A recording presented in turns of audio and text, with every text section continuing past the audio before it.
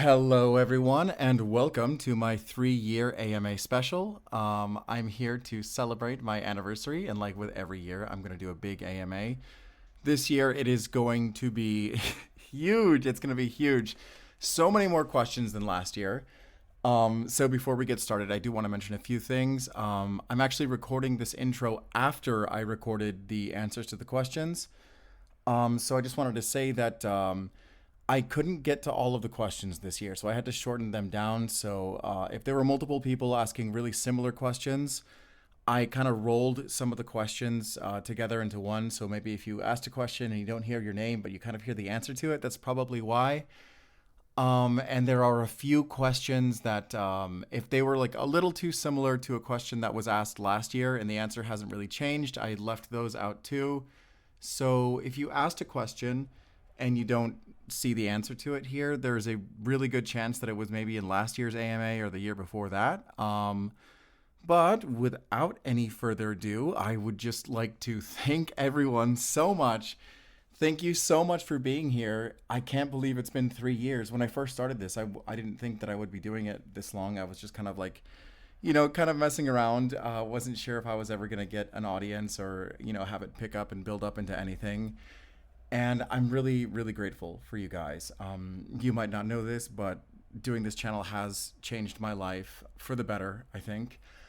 Because just for a really long time, I didn't really value my creative ability and my storytelling ability, and I didn't think that it would go anywhere or that anybody would care. And having this channel and this audience has shown to me that yes, it does matter and you do care. So I'm super, super, super duper grateful for all of you. Thank you for all of the new people who've joined me in the past year. Thank you for all the people who've been there from the beginning.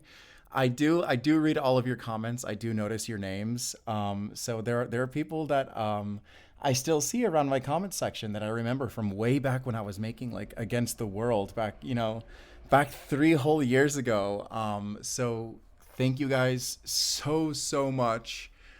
I'll get to the AMA in a second, so I'll be doing the Patreon questions first. But there's one more thing I do want to bring up. So since I'm recording this intro after recording the answers to the actual questions, I did want to mention one thing. And that is that there's one question that asked if I could make a playlist of all of my favorite music, and I said no. I said no because it would be too many songs and it would be, too out there and and there would be no rhyme or reason to it because I'm one of those people that says he listens to literally everything and actually means it. And I thought it would be a little too, I don't know, there would just be no theming to my playlist. And then after a while, I thought, nah, I'm going to do it. So you're going to hear me say no to that answer later on down the AMA, but I've changed my mind since then. So I've actually been working on a playlist of all of my favorite music, or rather almost all of my favorite music. So I've designed the playlist to make it a playlist that helps people discover new music, because I've had a lot of people tell me that my channel has helped them discover a lot of new music. So I'm not going to include songs that I like that are like currently very popular in the mainstream. So unless it's like a deep cut, it could be there are going to be some songs by mainstream artists on there, but they'll all be either like really deep cuts or older songs, like at least 5 years old. So you're not going to see like, Too Sweet or Joyride or, you're not going to see Hot to Go on there. Although I do love those songs, but they're just I don't know if I'm gonna like them 5 years from now, like, and also nobody's gonna be like, oh, like who's this? Who's this artist? I've never heard of Kesha. Like, I want people to find new music. And it's already a huge playlist. So I'm gonna post a link in the comments and descriptions to the playlist. It's not finished though. So once the playlist is reasonably complete, it's gonna go on my community tab, because I do want people to listen to it, and people asked for it, and also I've spent a lot of time putting it together. I already have over 100 songs on it. And besides that, I had one quick announcement. It's almost my birthday. It's almost my birthday on September 24th. It is my birthday. So if you want to wish me a happy birthday, you can. I do have a link to my throne in the description. So if you don't know what throne is, it's just basically something that you can use to like buy presents for people. No pressure, by the way. No pressure. No pressure. I don't advertise my throne very often. I forget that I have it sometimes. Or just I don't know. You can send like a super comment and buy me a drink. and but yeah, that's basically it. So let's get to the AMA, starting with the Patreon questions. Okay, Fishy asks, how much can blind Simon see with his magic eye thing? Is it like a spidey sense sort of thing, or can he just straight up see again? No, he can't straight up see again. He can't obviously can't detect colors at all. He kind of like detects air contacting solid objects, and based on like the feel that the air has, he can tell where something is. Even if there's like very little motion in the air, he can feel it. He can get a much clearer image of something if it's moving or if there's like wind blowing on it, but overall, he can just sort of sense what's around him. And he can sense in 360 degrees, and he can sense in pitch blackness, and he can sense much further than the human eye can see. So it's not vision, but he's just as aware of what's in front of him as somebody who has eyes.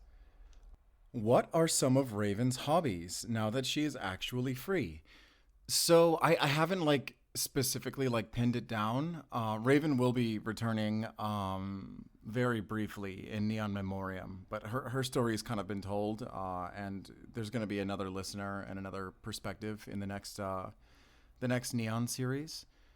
So I haven't like fully fleshed her out because she's going to kind of be seen mostly from a distance. So the only really idea that I have for her is that whatever she gets into is going to be more peaceful than her past. It's going to not really remind her of her past. She's not going to be, doing anything that's, related to her time as a mercenary. So she'll have a peaceful job and she'll have peaceful hobbies. Probably she'll get really into nature and stuff because she's only ever really lived in like very big metropolitan cities. And because of Ivan's influence and the stuff that he's introduced her to, she's gotten into new hobbies. So quiet, very peaceful, very nature centric hobbies. I don't know exactly what though.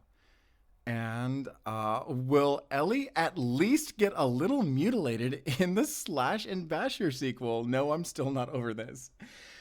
Oh my god, poor Ellie. Poor Ellie. Be nice to her. Ellie will be in the Slash and Basher sequel.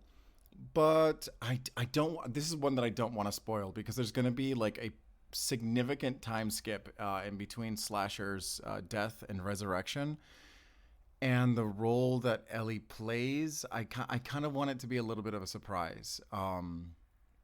So I'm not answering that one. All right, next question. Let's see. I'm a bit curious on Acid Rain and Vengeance. Like, how are they doing? And what are they up to? Also, will we see them again? Yes, you will see Acid Rain and Vengeance in Neon Memoriam. In 1993 or 1994, I haven't fully decided exactly where. Um, so let's see. At this point, yeah. So Vengeance would be a little kid. He would be like at most like 7 years old, maybe 8 years old. So and we will be seeing Acid Rain, and I have written a very good episode for Acid Rain. There is going to be an episode that's going to be very much revolving around Acid Rain. There's going to be a lot of backstory that has been canon to the Neon Barbarian, going all the way back to like 2022, that it just hasn't really had any screen time yet. That's going to be revealed. Acid Rain is going to actually be really important, so your curiosity will be sated. You'll just have to wait though. Let's see. And have you ever thought of changing love interests from the same stories, or is that too repetitive? Like romancing Bada Boom, for instance. That's actually exactly what I'm planning on doing. In the New Jersey Rats sequel, the Havana Rats, there will be a new listener, and bada boom will be the love interest. And I guess the main character, we're going to be spending the most screen time with him. John is still going to be there, of course. But him and the intern are kind of going to be off doing their own thing. Because I don't want to have too much screen time with two listeners in the same scene. Just because I feel like it's important to keep the perspective in an audio role play, but if intern is also like a listener character, like they're gonna have to be, kind of a mute character who's only, so I'm gonna intern's gonna be there just kind of like on the edges, but it's gonna revolve around a new love interest, a new dynamic, a new listener character. Um, and actually, I think that's a lot less repetitive than keeping on the same romantic pairing, because I like love stories. I really do like writing love stories. But what I like writing about romance is the overcoming the boundaries and learning about each other and discovering things about each other and building up to that big point where your relationship hits a turning point. And once that's been told, it's not to say that you can't make a good story after they're together. But I can't really make romance the focal point, and that's kind of like that's one of the reasons why I don't make like boyfriend ASMR type stuff where it's just like, oh, you and your boyfriend hanging out, you and your boyfriend cuddling, like it's not, in narrative terms, it's just not that interesting to me. So I actually prefer to switch it up and get new listeners, get new love interests, or like between season 1 and season 2 of the Neon Barbarian, I had the same listener, but I had a new love interest and with a very new dynamic. Like Raven and Crow had a very different arc than Raven and Ivan, and I think that's what made it so interesting. So I do love, I do love shifting up love interests. In fact, oh my God, now that we're here, I wasn't planning on talking about this because this is such a like rough idea as it stands, but I want a breakup. I want a breakup. I want to have a breakup in an audio. And oh my God, I don't know how I'm gonna do it. I don't want to break up any of my current like canon couples, but I kind of want to make a new story where like, maybe there's like, God, I don't know how I'm gonna do it. I think I'll start with them together and make them break up, and then make the new love interest be like a surprise. I don't have a story in mind. I want to depict a breakup because that's like not done in audios hardly ever. And it's something certainly that I've never done. At least not on escaped audios. Like I've written like breakup stuff, for non-escaped audios related things, but like here I've never done that. I would love to do that. Okay, I spent way too much time on this question. All right, next question. Shark asks, out of all the series you've made so far, is there one that you had the most fun writing, or one that you would go back and rewrite? I think I'm having the most fun right now with my Grease Fire life. Which is funny because I typically do like action adventure, fantasy, mystery, science fiction, that kind of stuff. And my Grease Fire life is just a slice of life. But I love the cast so much, and I love the dynamic that all the characters have, that it's just a blast to write for them. As far as series that I'd like to rewrite, if I could, I don't like looking back. I don't like looking behind me because I know like every audio is such a tremendous undertaking, getting all the cast together, going through all my scripts and stuff. But if there was one that I could redo, if I could go back in time and whisper in my past self's ear, it would be Cronus 7. I feel like the mystery element of Cronus 7 was a little underdeveloped. I feel like that show needed another episode. I feel like Benji was missing a little special sauce. Benji was missing a little flavor. Like I think he was passably charming, but in terms of like his personality and how it played into the narrative and how it played into like the romance arc, I think he was a little bit half baked. I think he needed a little bit more time in the oven. I think that the time travel mystery definitely deserved a little bit more explanation and a little bit more screen time and a little bit more elaboration. I would have made Jason in cyborg mode way more intimidating, and I would make him win more, I guess, to make him more formidable when they finally like face off. There's a million things I would change about Cronus 7. And like, because like I think somebody asked me a similar question last year, and I was like, oh well, I would change Against the World, and there's a lot of things about Against the World that I have a problem with, but they're very like direct, very easily like straightforwardly fixable things. Like I would not have made the characters kiss in the first episode. I would have made it a little bit more slow burn. I would have added like another like half hour of footage to the series, I think, at least. Um but that's just that's very straightforward stuff. With Cronus 7, I mean, just the premise is innately so complicated. Like any mystery story involving time travel as well is already gonna just by nature be super complex and easy to fuck up. And when I was doing Cronus 7, I was like in this headspace where I was like, I'm gonna make weekly releases no matter what. I'm gonna be one of those YouTubers that this is how I'm gonna step my game up and be more professional. And what I ended up with was voice work that sounded a little bit tired, and scripts that I never really revised or edited that much. I didn't even have much of an outline for that. I just kind of went straight to scripting. I really wish I'd edited it because most of my stuff goes through multiple iterations, and Cronus 7 was the very first iteration. I feel like I needed at least one more like do over. So I would redo Cronus 7. I never will. I don't look back. I only look forward. So, but there's your answer. Next question. Who/what got you into doing what you do, and what inspires you to write these spectacular stories? I answered this in more detail in last year's AMA. This is a Patreon question though. I've got to answer it.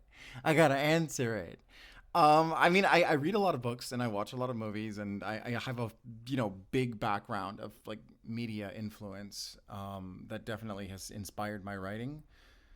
But in terms of like doing audios, the one like the turning point for me was listening to The Castle of Blue Roses by Stephanie Swan Quills. At the time, I was already very much aware of like one shot boyfriend girlfriend ASMR stuff.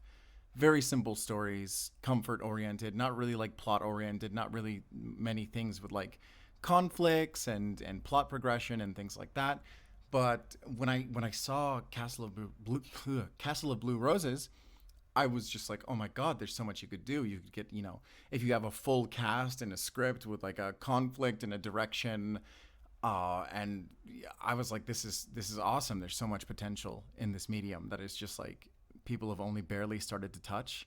So I would say Castle of Blue Roses by Stephanie Swan Quills was my early inspiration. Let's see. Will we ever meet Ashley's family? I know he mentioned he had a sister, and I think it would be a really nice addition to hear more about his backstory. Oh my god, I just bumped my microphone.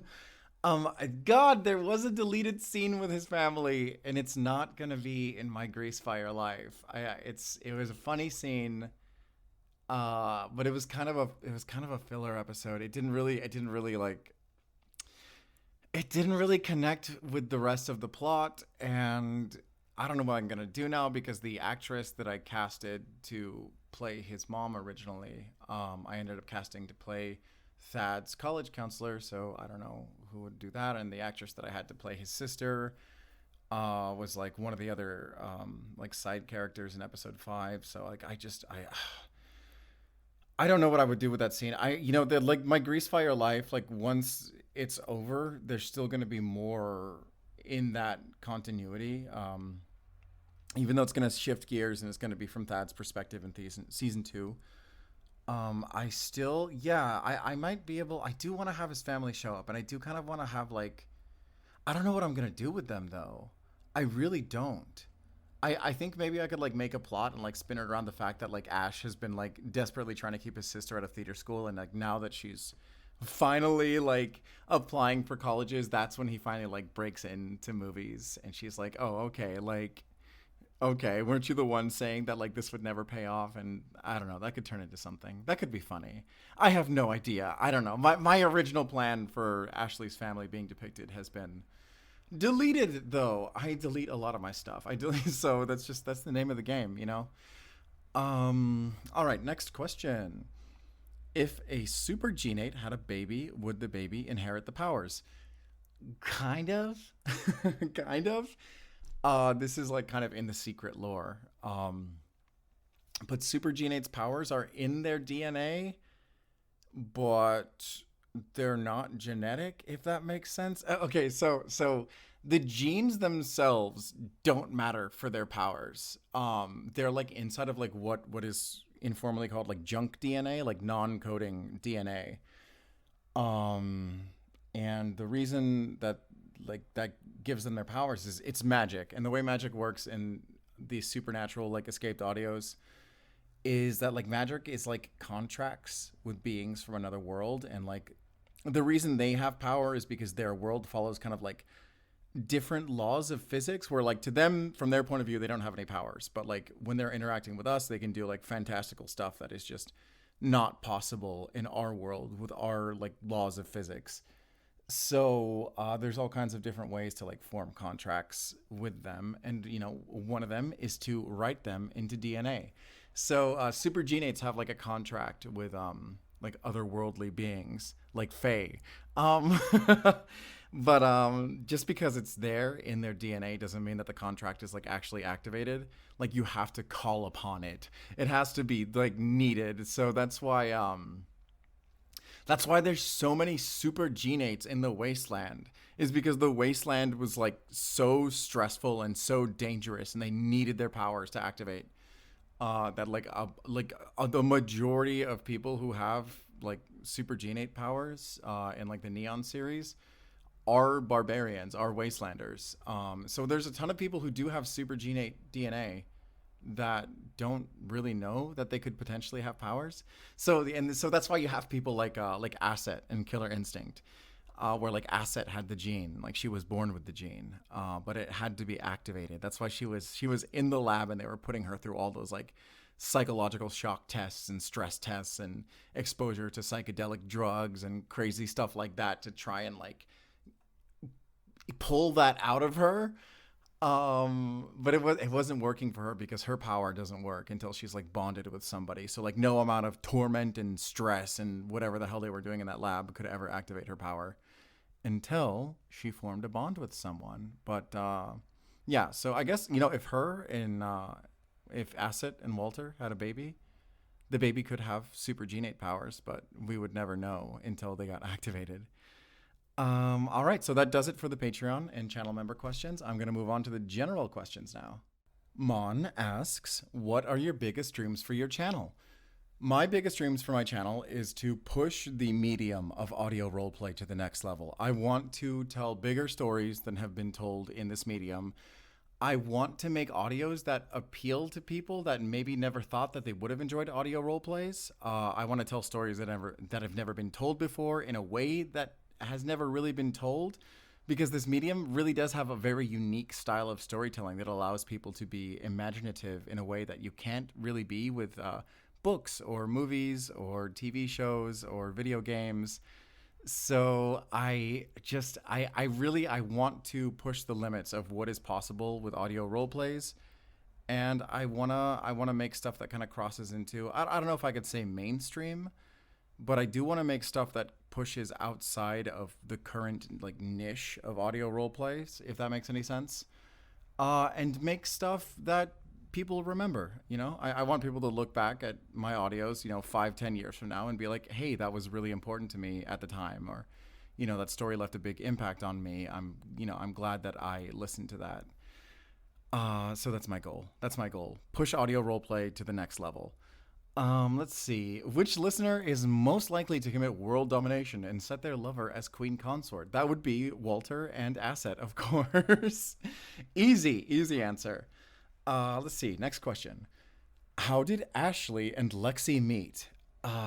Ashley and Lexi met at a haunted house. Ash was working there. Ash was an actor. He was in college. I think would he have been in college? No, he would have been like fresh out of college, and he got a little seasonal job being an actor at a haunted house.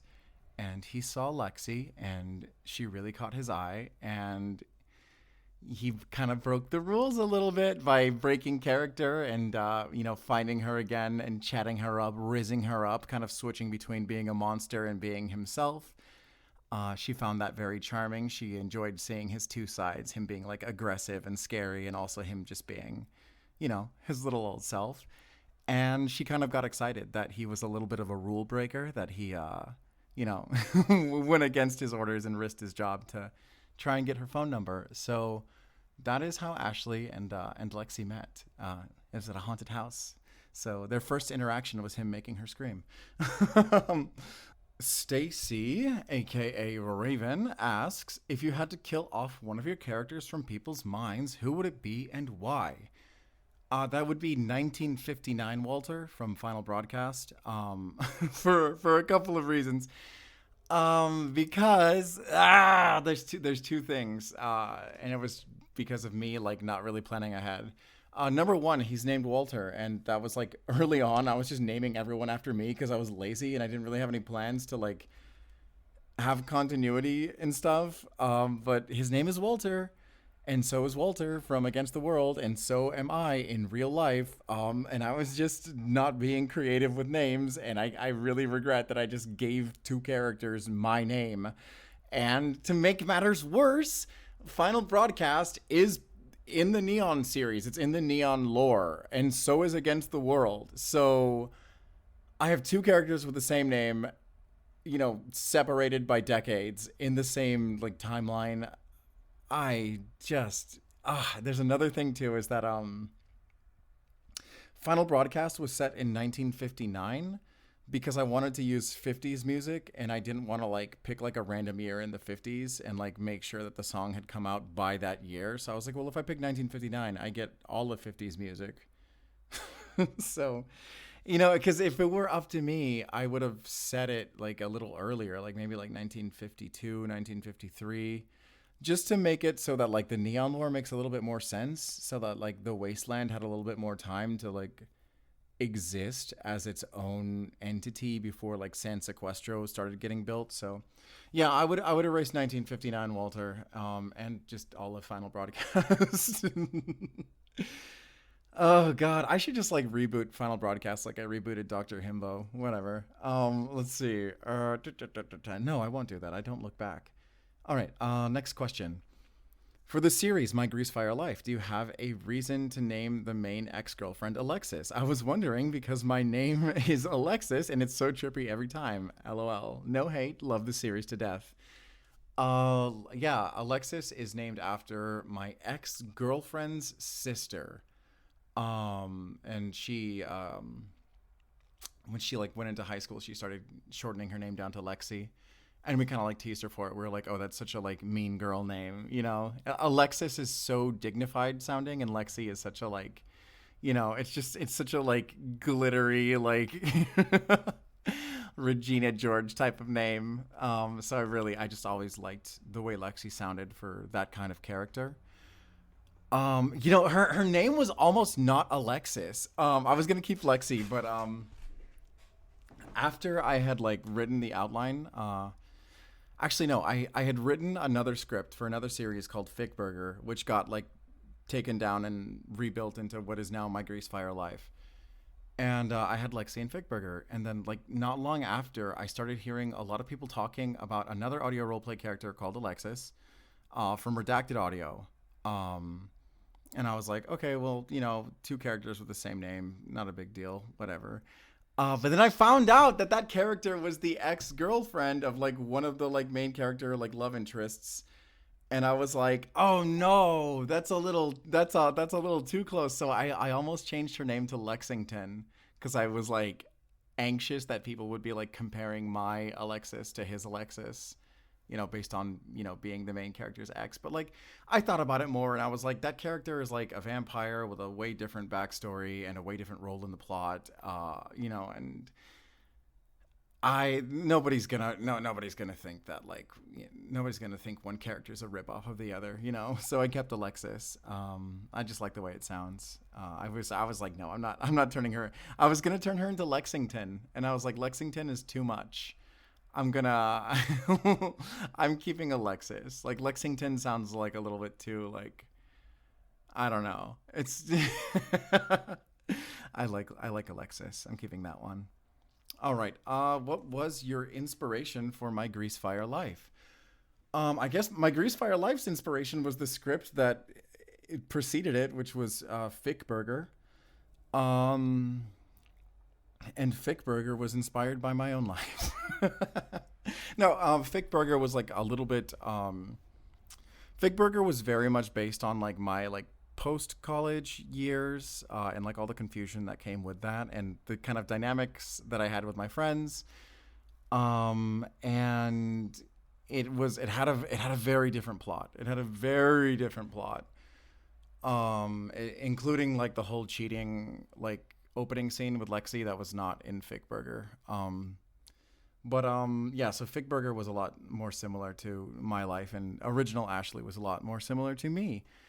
But then I kind of scrapped Fig Burger and reworked it into my Grease Fire Life, and I added the backstory with Lexi. I changed the dynamic with Thad a lot. I changed so many things. So by the time Fig Burger had become my Grease Fire Life, it was like a way different thing. Oh, and there is one more thing that inspired my Grease Fire Life. This is a very loose thread, but I think that this is a fun little piece of trivia. But Charlie from Yuri Voice. So I was in my car and I was listening to Charlie's playlist.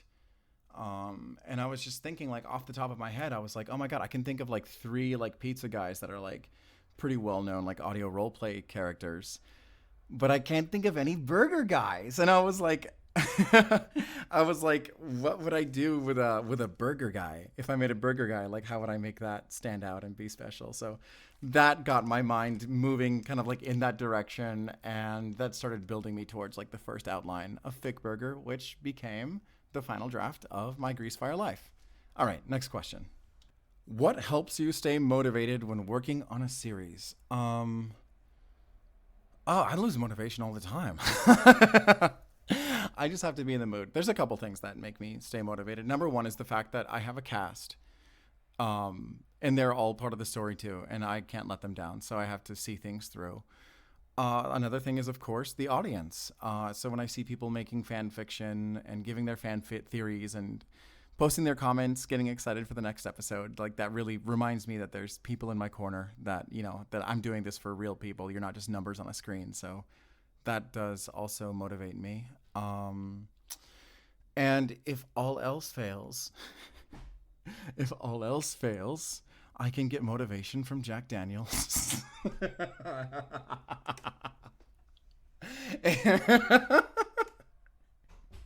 If all else fails, I will pour a couple glasses of whiskey, get a little bubbly, and that makes script writing and editing a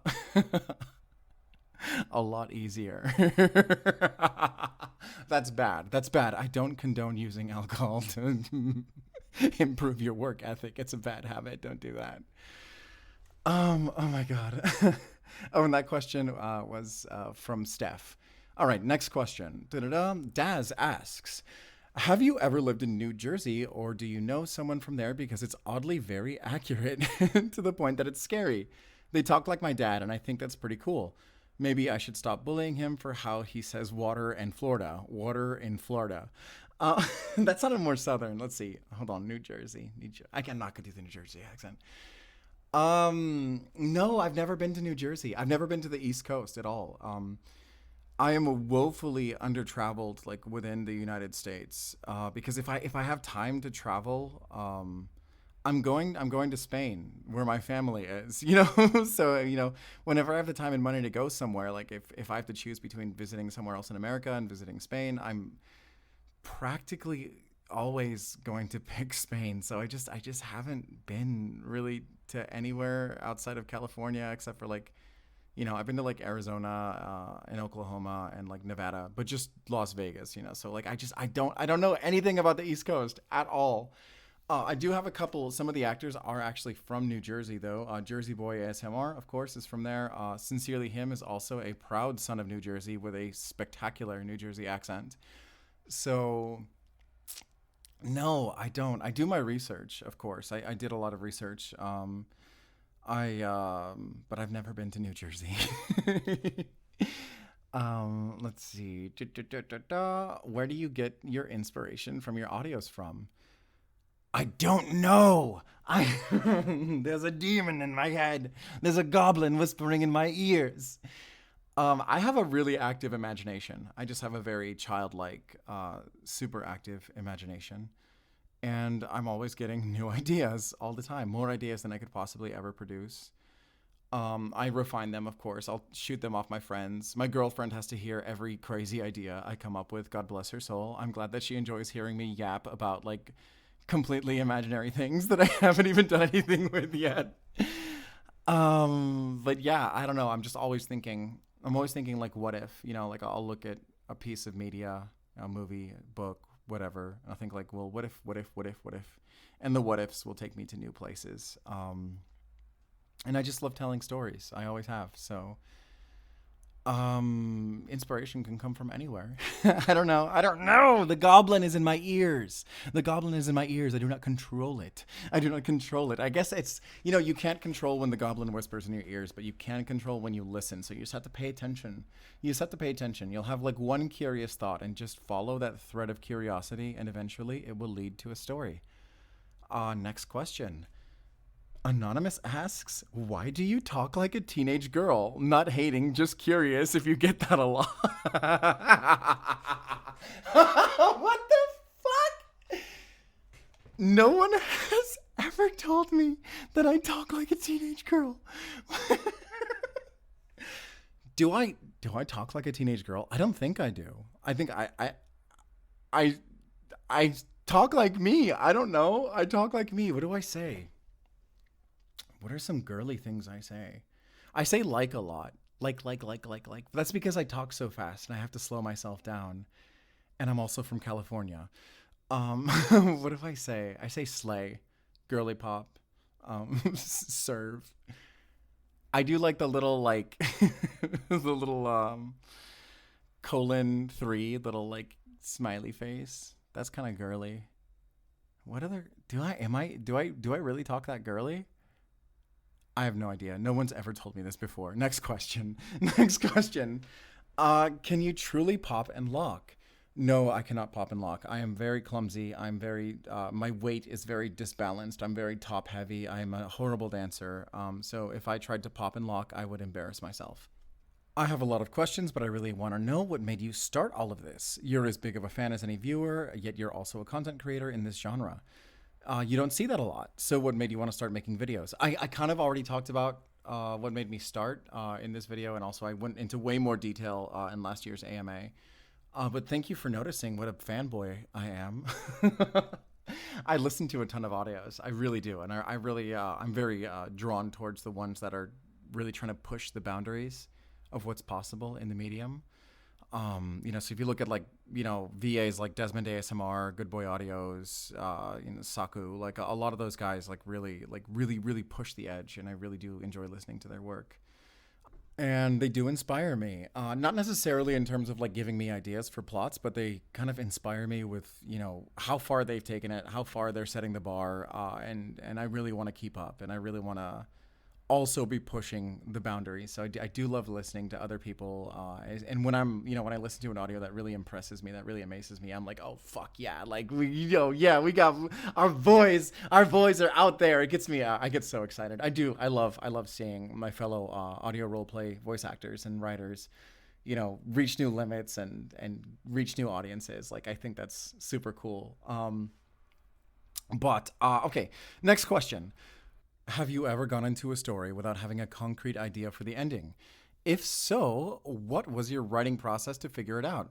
Or do you have any advice for folks who have been in that situation, if not? Yes, my answer is yes. I've done that many times and I regret it every single time. I regret it every single time. My advice is to make an outline where there's a roadmap of the plot. And just make sure that the beginning, middle, and end are set, and you can fill in the in-betweens so much easier. Because I'm struggling with that right now, and I've been doing this for like 3 years, and I've fallen into the trap again, but I don't know how Der Wolfsjäger is going to end. I don't know, and I'm so happy there are no questions asking how it ends, because not even I know. Because I did not know. I only know where the story was going to go up until like right before the climax.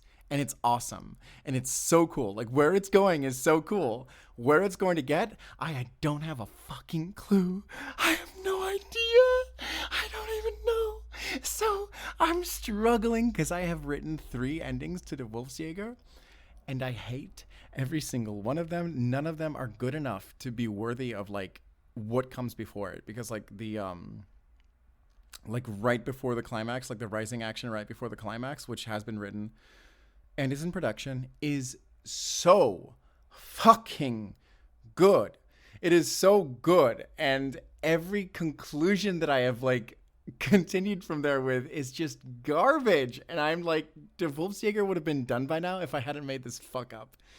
So please do that. I also did that with my first series ever. That's why there was such a big gap in between episodes 3 and 4 of Against the World, is because I did not know how they were going to beat Xanaros. Xanaros was too powerful. It's like his power was literally to predict their every move, and also he's just he's super smart and super strong, and there's only one weapon that can kill him.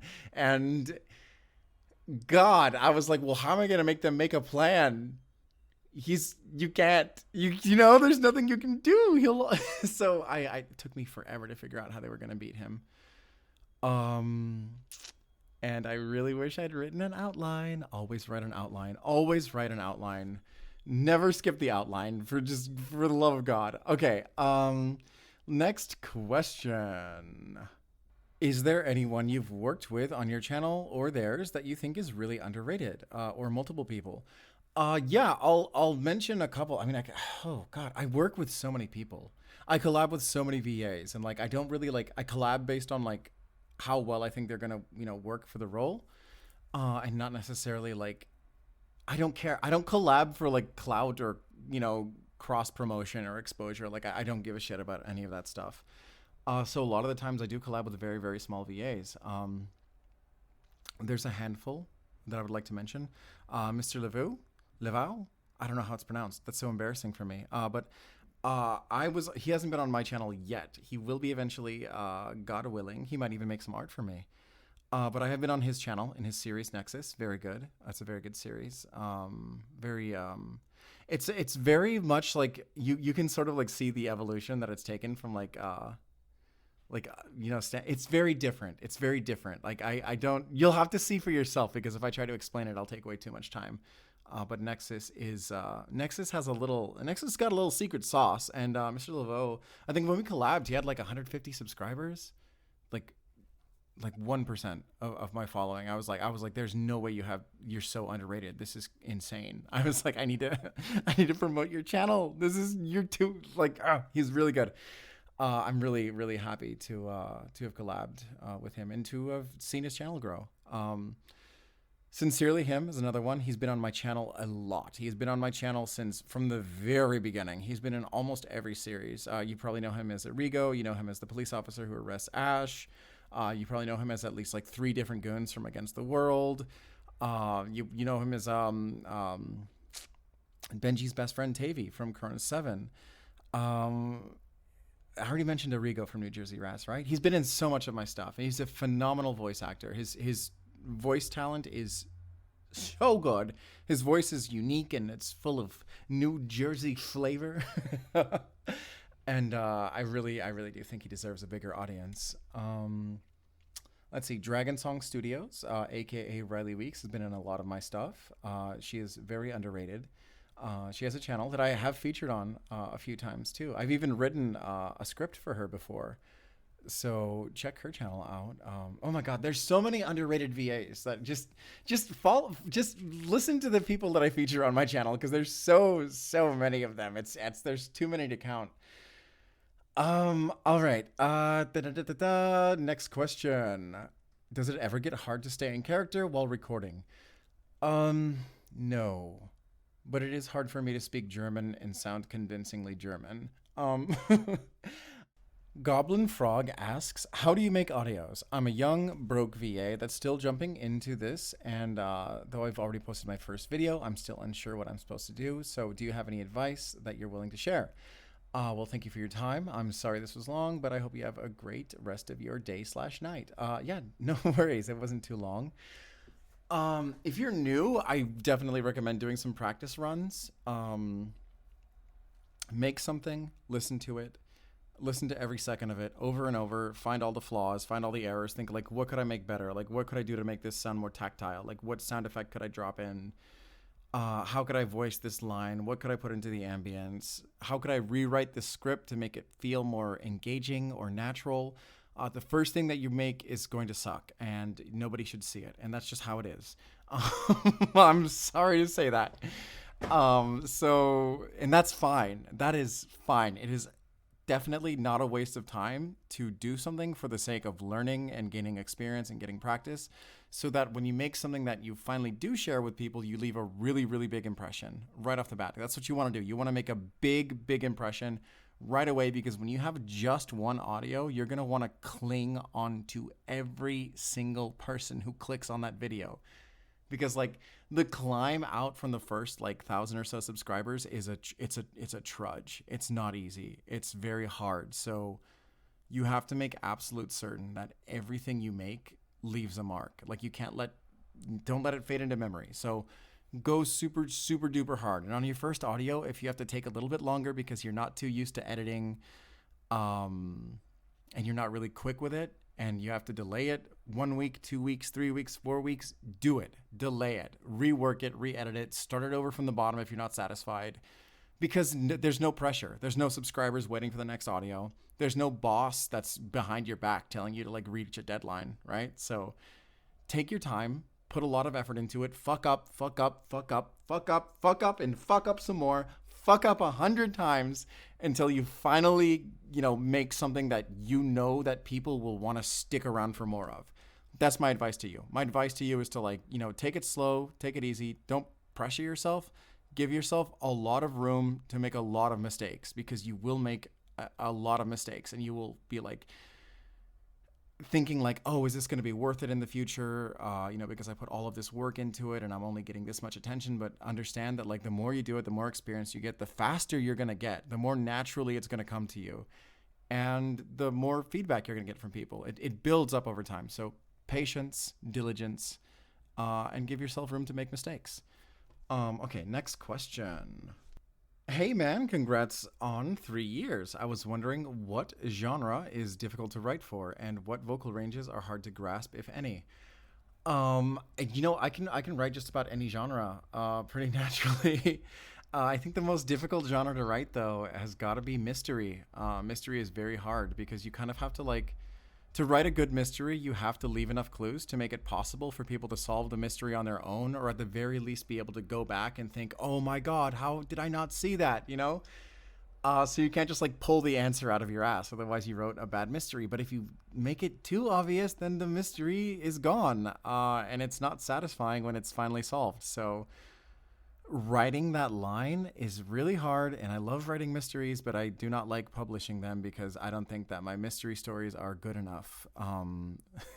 Yet one day they may. Vocal ranges that are hard. If my voice goes too high, it just disappears. So I can and I don't really have a very naturally very deep pitched voice, but I can deepen my voice. I can deepen my voice. I can deepen my voice, and I can still speak, and I can still sound natural, and I can still produce emotion and carry the voice, even when it's deeper than my natural range. But when I try and heighten my range, not that far past my normal comfortable range, my voice vanishes.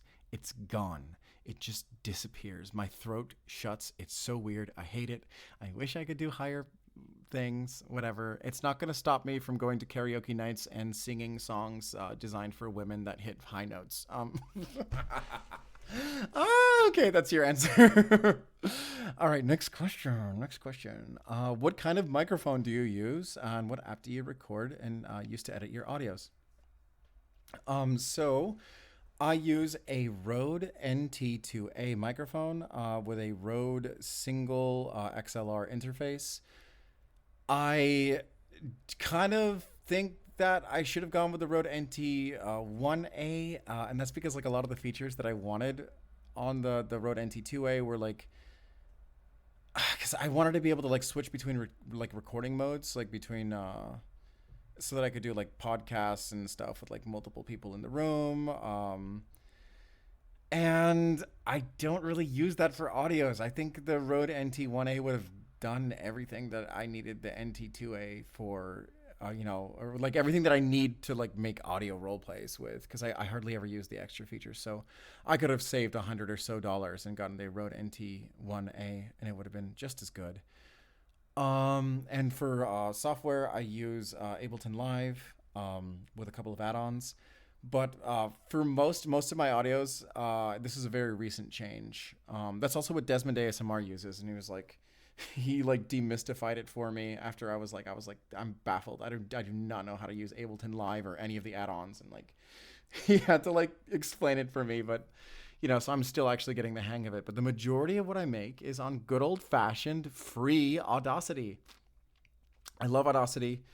I'm really quick with Audacity too, just because I've used it for so long that I know kind of how to like, mess with things to make it more efficient. So yeah, Audacity is my main thing. For most of my audios are made on there. So, you don't need fancy editing software to make good audios, to make like really good cinematic sounding audios. Audacity has everything you need. All right, next question. Scarlett asks a few questions, actually. Do you do all of your scripts by yourself?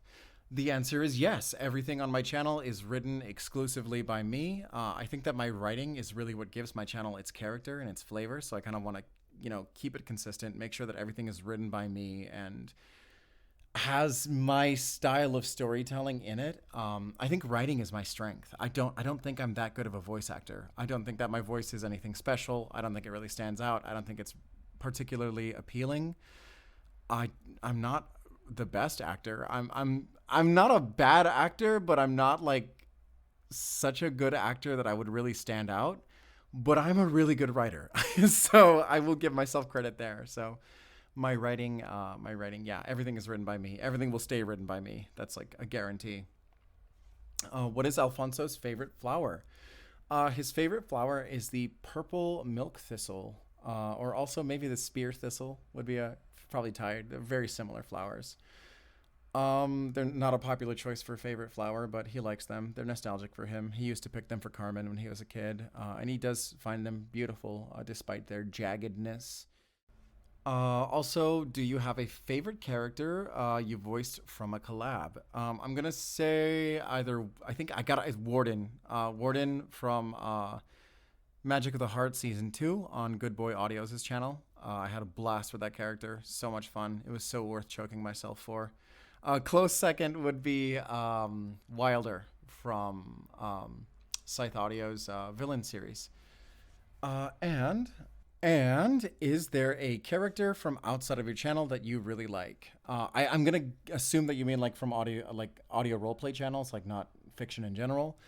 I'm gonna say my favorite character from audio roleplays has got to be Albus York from Bastard Warrior. That is an excellent character. I love that character. He really made that series for me. Okay, all right. Next question. Anonymous asks, I was just wondering how in the ever holy hell you write trauma and grief in such a real way. The artistry you put into your scripts is just so incredible, and I just wanted to know what your thought process was when writing those scripts. Oh my God. I I can I can only go so far without making this a bummer. A part of it is, of course, personal experience. The early years of my adult life, like my late teens, like very early 20s, were not Not pleasant. But I'm over it and I've recovered and I've seen the worst of it and then I've came back to life with great friends and interests that fulfill me and you know an ability to find happiness in life and be free from the things that used to bother me and realize that I'm free from them. So I have a little firsthand experience. I do not want to go into detail. I do not want to ruin this party. I do not want to scare the hose with my lore. But let me tell you, if you know, you know, it's bad. And but yeah, I don't think you have to experience like a trauma arc in your life to write good trauma and good grief, you know? You just there's a mindset that you need to have.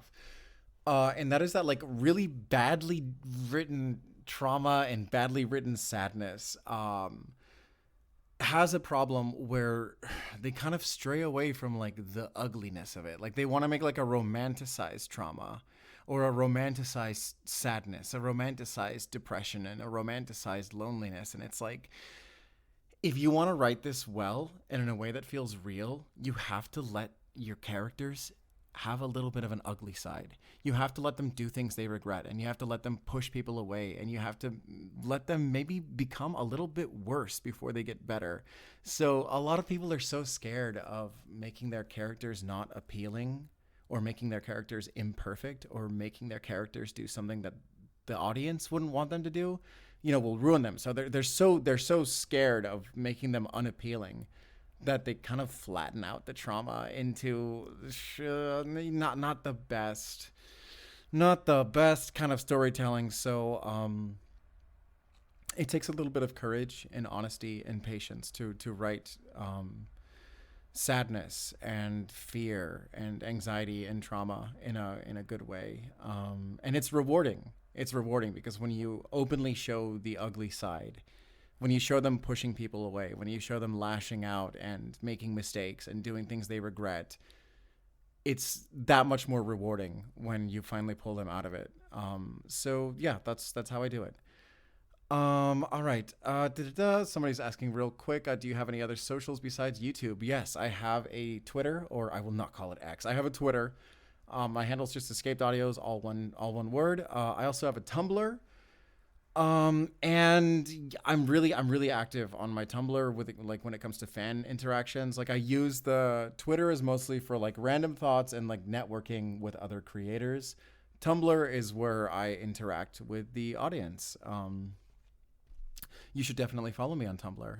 If you don't have a Tumblr, go make one. It is Tumblr's great because that's like I have space there. I don't have a character limit, so I can just ramble about my stories, come up with ideas. A lot of people post fan art there that I love to share. So yeah, check out my Tumblr. Let's see. This person has one more question. Let's see. What is your favorite series / character that you've done so far? Neon Wings is my best series. Not my most popular, but it's my best series. Still to this day. I think that was my answer last year too. Neon Wings is the best. Favorite character overall? I have no idea. I don't know. I don't know who is my favorite character. Like, oh, I don't know. I don't know. Leave me alone. Fuck. I can't pick a favorite. That's like asking me to pick my favorite child. I just no, that's not happening. Let's see. And finally, if you're up to it, could you drop a hint for any future series? I will throughout the video because there's going to be a lot of times that my future plans come up. So just like stay tuned, pay attention. I will be bringing up future series plans. Let's see. Next question. How long does it take for you to make videos? I don't know. I don't know. I have no idea. I'm not timing myself. And like different videos just take longer to make than others. Like something that has like a really intense action scene is going to take a lot more editing than just like a conversation in a room. And some scripts require a lot more editing and revision than others. So there's no consistent answer to that. And I never even paid attention in the first place. I just make them. I just make them. There's a reason I don't have a schedule. I don't know how long they take. Next question. Epiphany asks, you once said that you wouldn't do a slice of life audio story.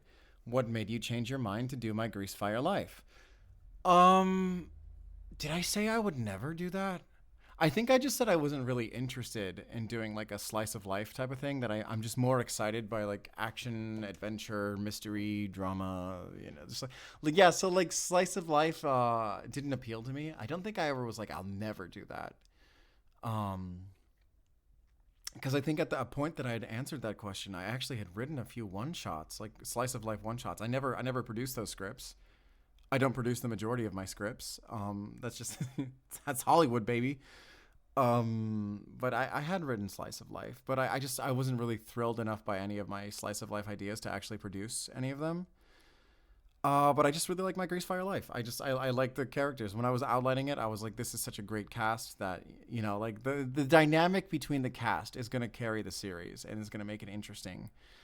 So yeah, just making them fresh and colorful and different and I don't know. There wasn't really like a big turning point. I just when I started writing my Grease Fire Life, I wasn't like, oh no, I would never make a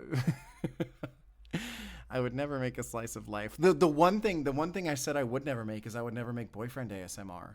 That's the thing I would never make. And I stand by that. I will never make boyfriend ASMR. I will never make an audio that's like, "Oh, sleepy morning cuddles with your alpha like mafia boss boyfriend." Like I would no, that's never going to happen. But slice of life has always been like on the table. Let's see. What is going on next? Let's see. When you named your channel Escaped Audios, was it meant to be a pun? No, it's about escaping the police. A lot of people think that it's about like escapism. That's not what it's referring to. Escaped Audios refers to escaping prison, escaping the police, evading the law. This isn't me being like goofy and outrageous. It is literally about committing crimes and getting away with it. That's why it's called Escaped Audios. I love crime. I love stories about crime. Almost all of my characters are criminals. Almost all my characters have run from the police at some point. Like, um, that's why it's escaped audios. It's just, it's a little, yeah. So that's a little secret. Let's see. When are you going to do a goblin for your Valentine's Day story? You said once that your girlfriend will be in it. Is that true, or is it another scrapped story?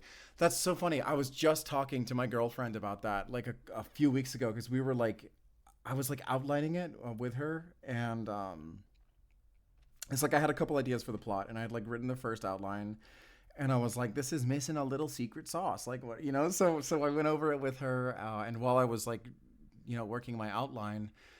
I was asking her to like practice her goblin voice and get a good little good little goblin voice going on. So yes, you will be hearing the voice of the fabulous, beautiful, wonderful, incomparable Chloe. She will be in it.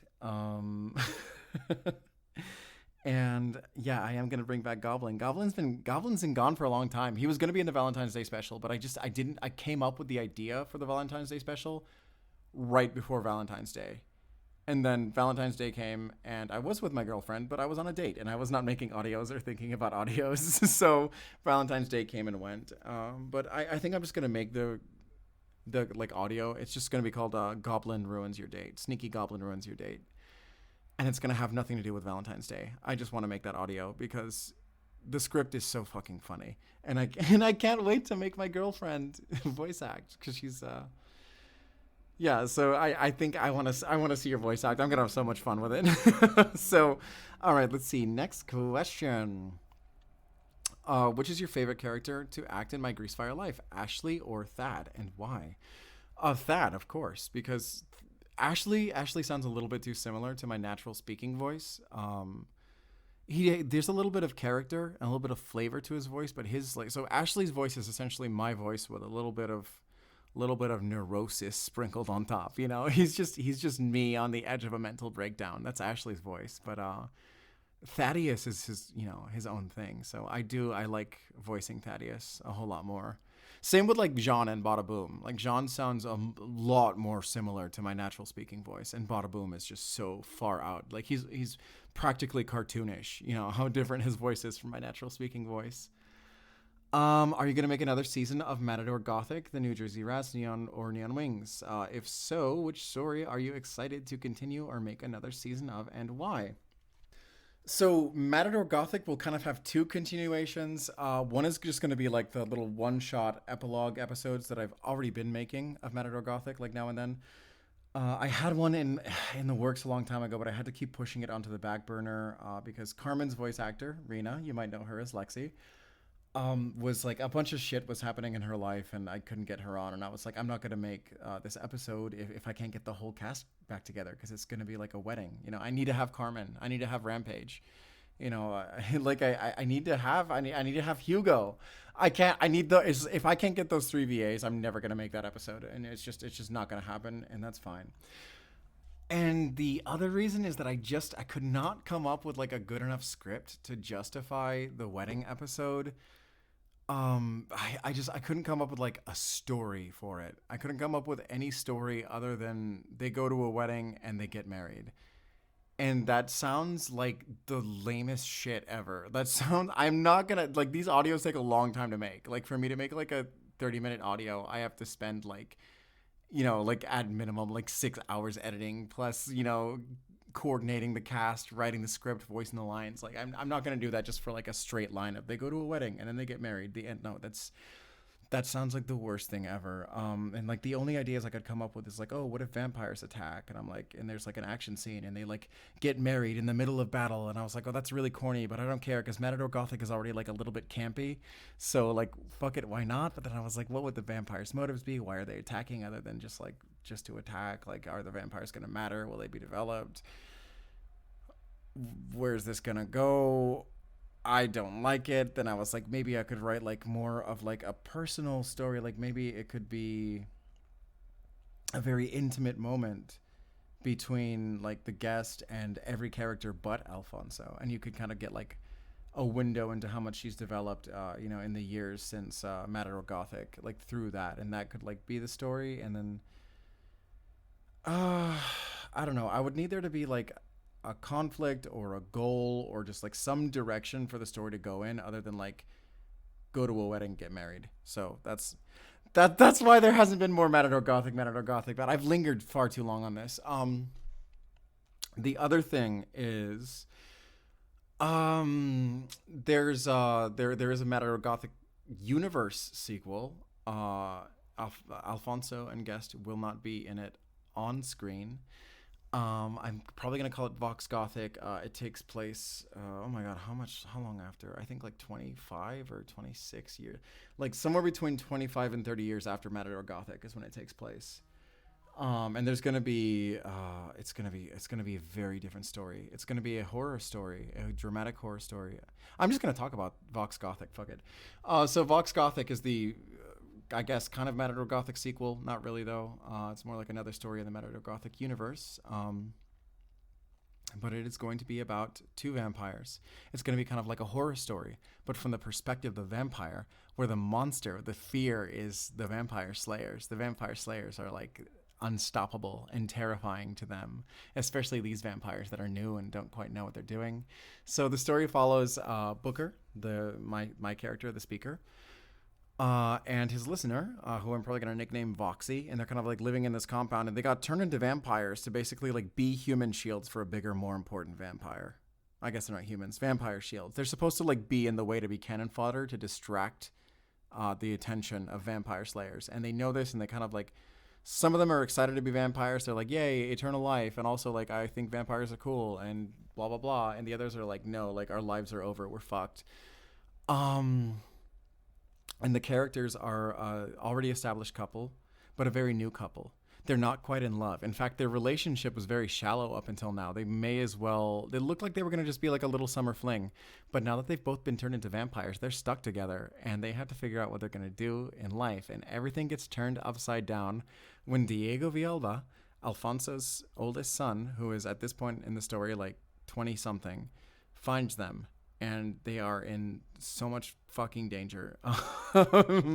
So they have to get revenge on their creator, and they have to do it before Diego finds them, because they escaped him once, but he is the most relentless vampire slayer in the world, and he'll find them eventually. So they have very limited time, and there's a lot of high stakes and anxiety, and they're not quite in love. They're not quite in love. In fact, they kind of resent each other at first because they were forced together. They were supposed to be a summer fling, a little shallow, fun, young love kind of situation, but they have to develop a deeper bond, not just to survive, but to find meaning in life before their short lives come to an end.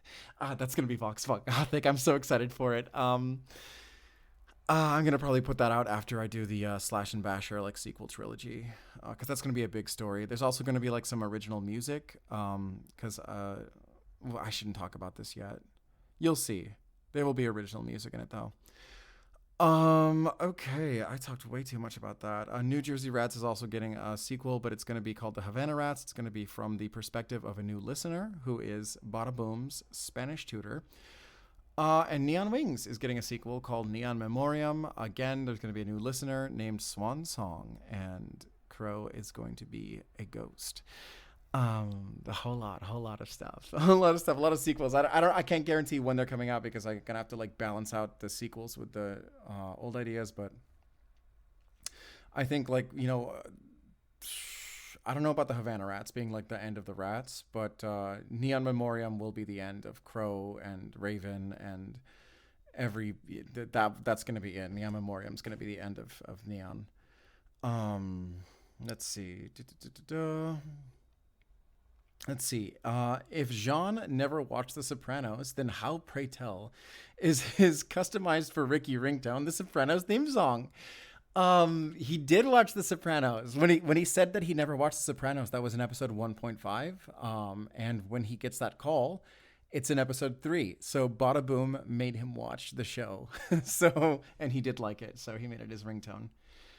Rusty asks, what Pokemon would each of your characters have or like to have? I've never thought about this. I do not have an answer. I'm so sorry. I used to really love Pokemon when I was a kid. Oh my god, I'm not up to date with Pokemon really anymore. Like I'm not like super like savvy on them like past Pokemon Black and White. Oh my god, I've never thought of this. I think this is like a headcanon. I'm going to relegate this one to headcanon. Yeah, whatever you decide, I'm declaring it canon. That's fine. I've never thought of this. I'm sorry. I'm sorry. I'm sorry. This sounds like a really fun headcanon exercise though. So you have fun with that. And I will bless whatever choice you come up with. Cherry asks, when My Greasefire Life ends, will there maybe be a sequel like a few of the other series? Yes, there will be a sequel. It's gonna take. It's gonna kind of like line up. Like it's gonna take place right before the last episode of My Greasefire Life. And it's gonna be Thad's series. There's gonna be a new listener. And a new story. It's gonna have a little bit of a different tone. It's still gonna be like kind of comedy slice of life centric. But Thad is just such a different character that he's gonna create his own dynamic. So when My Greasefire Life ends, those characters, that setting is not going to be finished with. It's just going to go in a new direction. Let's see.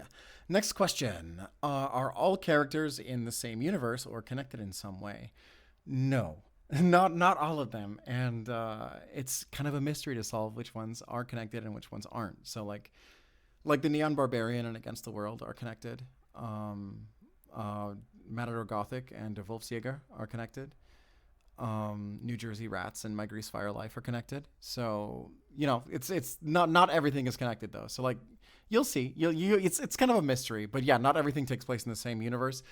I originally intended on doing something like that, but then like the more I thought about it, I was like, oh well, my first universe, like the Neon Wings or the Neon Barbarian / like Against the World universe, has like its own alternate history, and it also has its own rules, and like superpowers exist and stuff, and it's like I know it's like really hip and trendy to make like every single story connect and like pretend you're Stephen King or something, but I hate it when Stephen King does that. So I hate it when I do, like not everything has to be connected. And if I want to make like a slice of life series about a guy who works at a burger shop, I just don't need it to be in the same universe as my Gothic Vampire Slayer series. I just so by like kind of like letting go of the baggage of trying to make everything connected, I have so much more room to be creative. So Sometimes they connect and sometimes they don't, and I'm not really like a big proponent of making like absolutely everything have to link together, because it's like, oh my god, like when does it end, you know?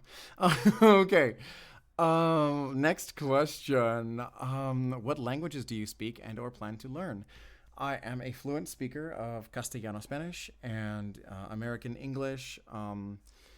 Those are the only ones that I'm like fully fluent in. I speak German. I'm better at understanding German than speaking it. And that's the only language that I taught myself, that I like actually went through with. Because I got English and Spanish for free. My mom is Spanish, my dad's American, so I never had to study languages. I did do a little bit of picking around with other languages. Like I was learning a little bit of Japanese way back in the day when I was like a little anime nerd. I learned quite a bit of Japanese for being like a self-taught teenager.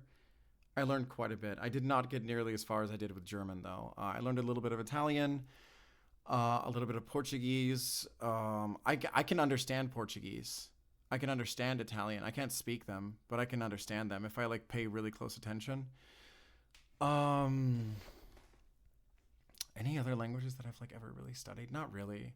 Like I've like dipped my toes here and there. I've been trying to learn Norse or Norwegian forever. I bought like a Norse book, and I got Norse on Duolingo. Because my girlfriend is Norwegian, and she speaks Norse, and I want to learn to speak it. I want to learn her dialect. She speaks like this one really specific like northern dialect that is like kind of endangered, and like it's like a Sami dialect, and I want to learn it. I want, like and I don't want that dialect to like die out. So I do want to learn Norwegian. So yeah, after I've like fully mastered German, I will move on to Norwegian and have one more language. Don't know if I'll put it into an audio. That's more like a personal thing for my girlfriend and our future children. But yeah, those are my languages. Let's see. How old is Thad, Ash, and Lena? They're all in their mid 20s.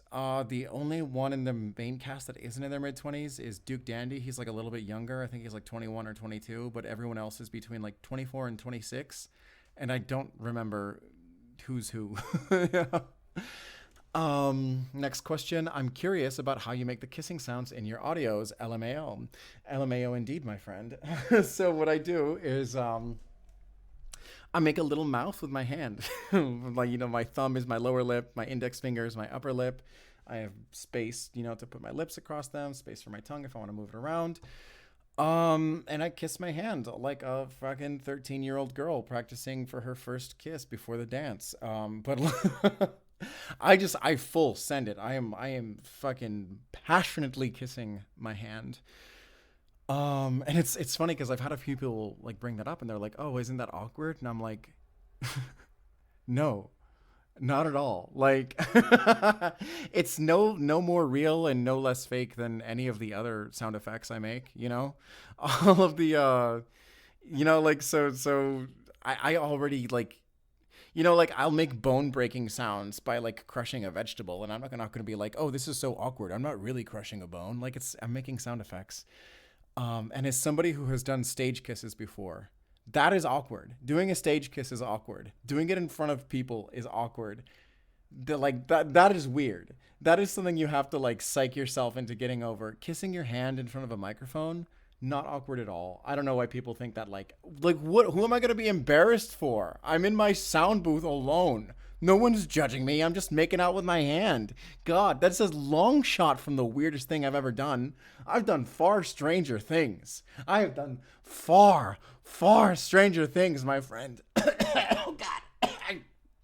Oh, oh, my God, a mosquito just blew in my throat. Hold on. What the fuck? I need water. I am not editing this out. Oh. Oh. Oh. Okay. Okay, next question. What is your favorite type of audio to record? I like recording arguments. I don't know what you mean by favorite type, like favorite genre, favorite tone, favorite theme, favorite kind of scene, but I like recording arguments. I like it when my characters are yelling at each other. That's my favorite thing to do. I have a blast with that. It's always so much fun. Next question. Nikki asks, "What inspired you to create Crow's background?" That actually inspiration led to the entire Neon series, but I was just thinking like, what would happen if like a raider from Fallout or somebody from Mad Max survived the wasteland long enough to have to like reintegrate into modern day society? Like, how would they cope? How hard would it be for them? What kind of story could I tell? So that's where Crow's background came from. Next question. Man, I love Metric. I'm so happy they were included in my Greasefire life.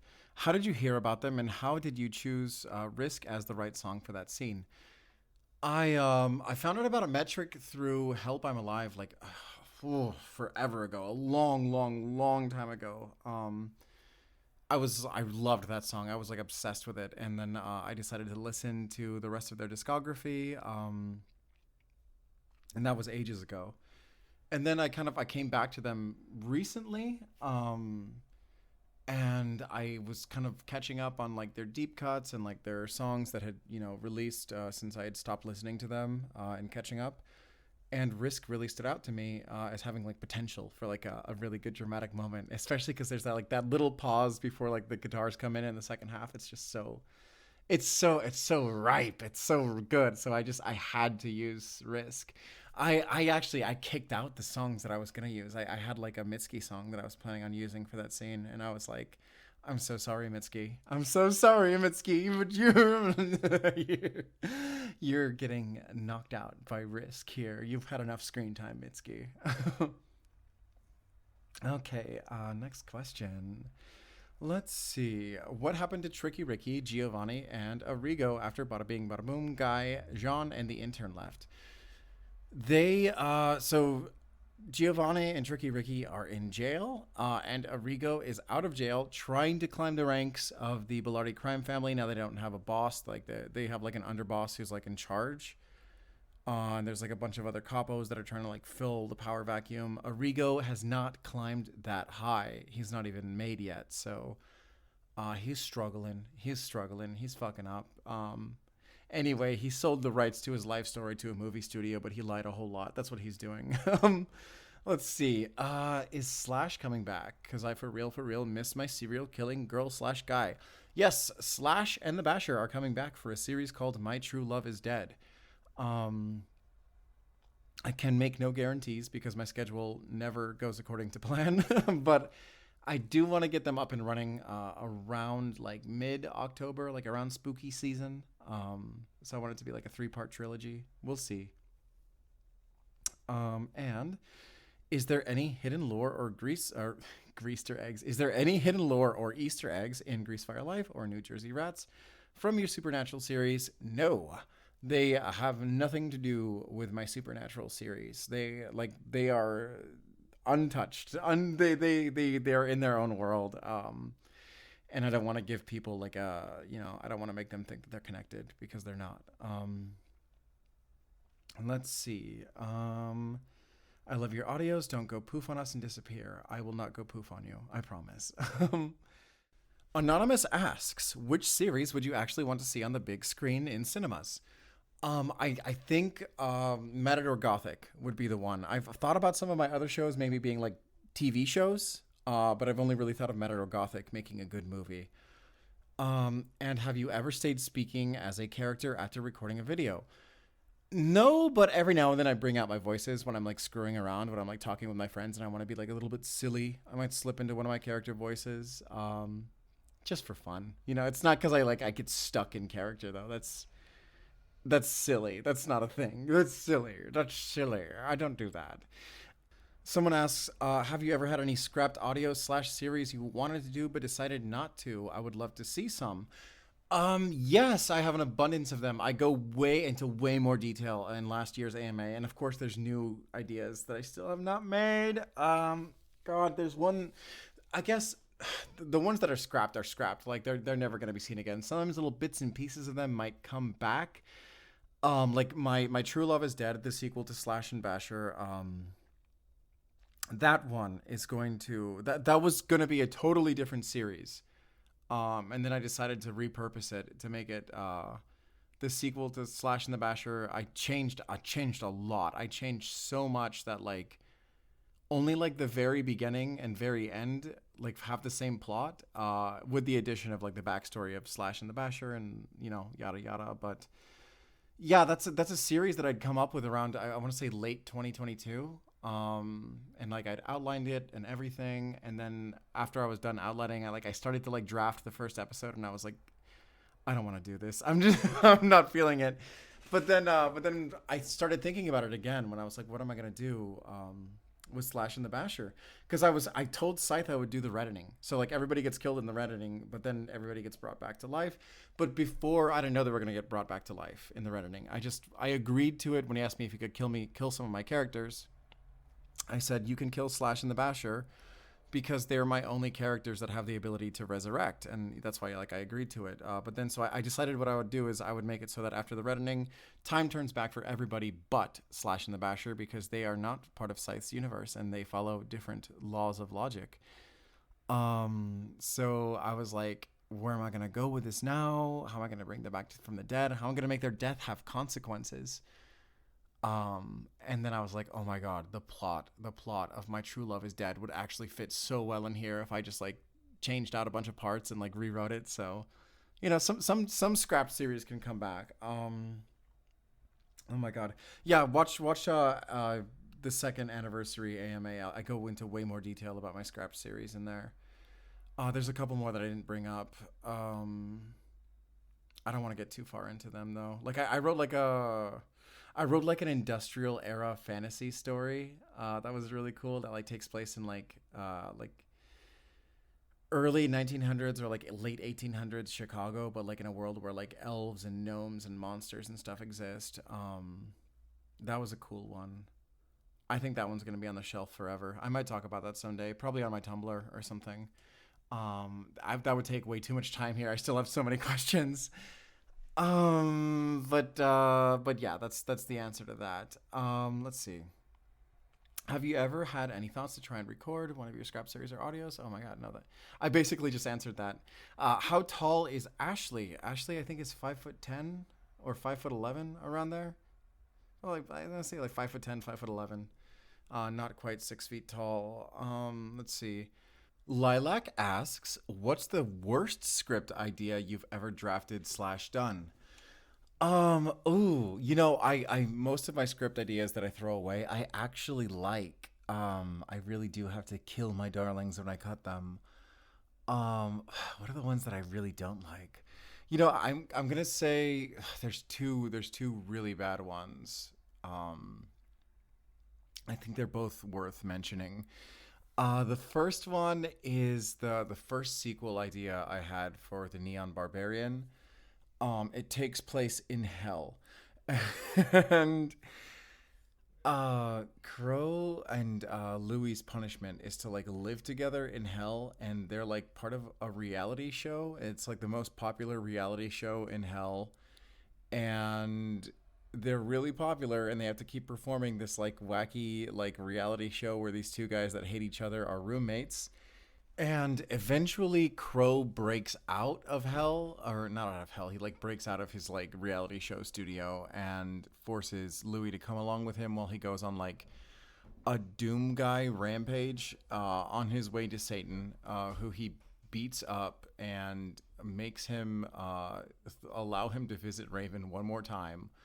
But he can't resurrect him, so he lets him visit Raven in her dreams, and it was so slapstick and so tonally inconsistent with the Neon series that I was like, this. And not that it was even like a horrible script, like it could have worked if it just did not tonally betray the Neon Barbarian. And the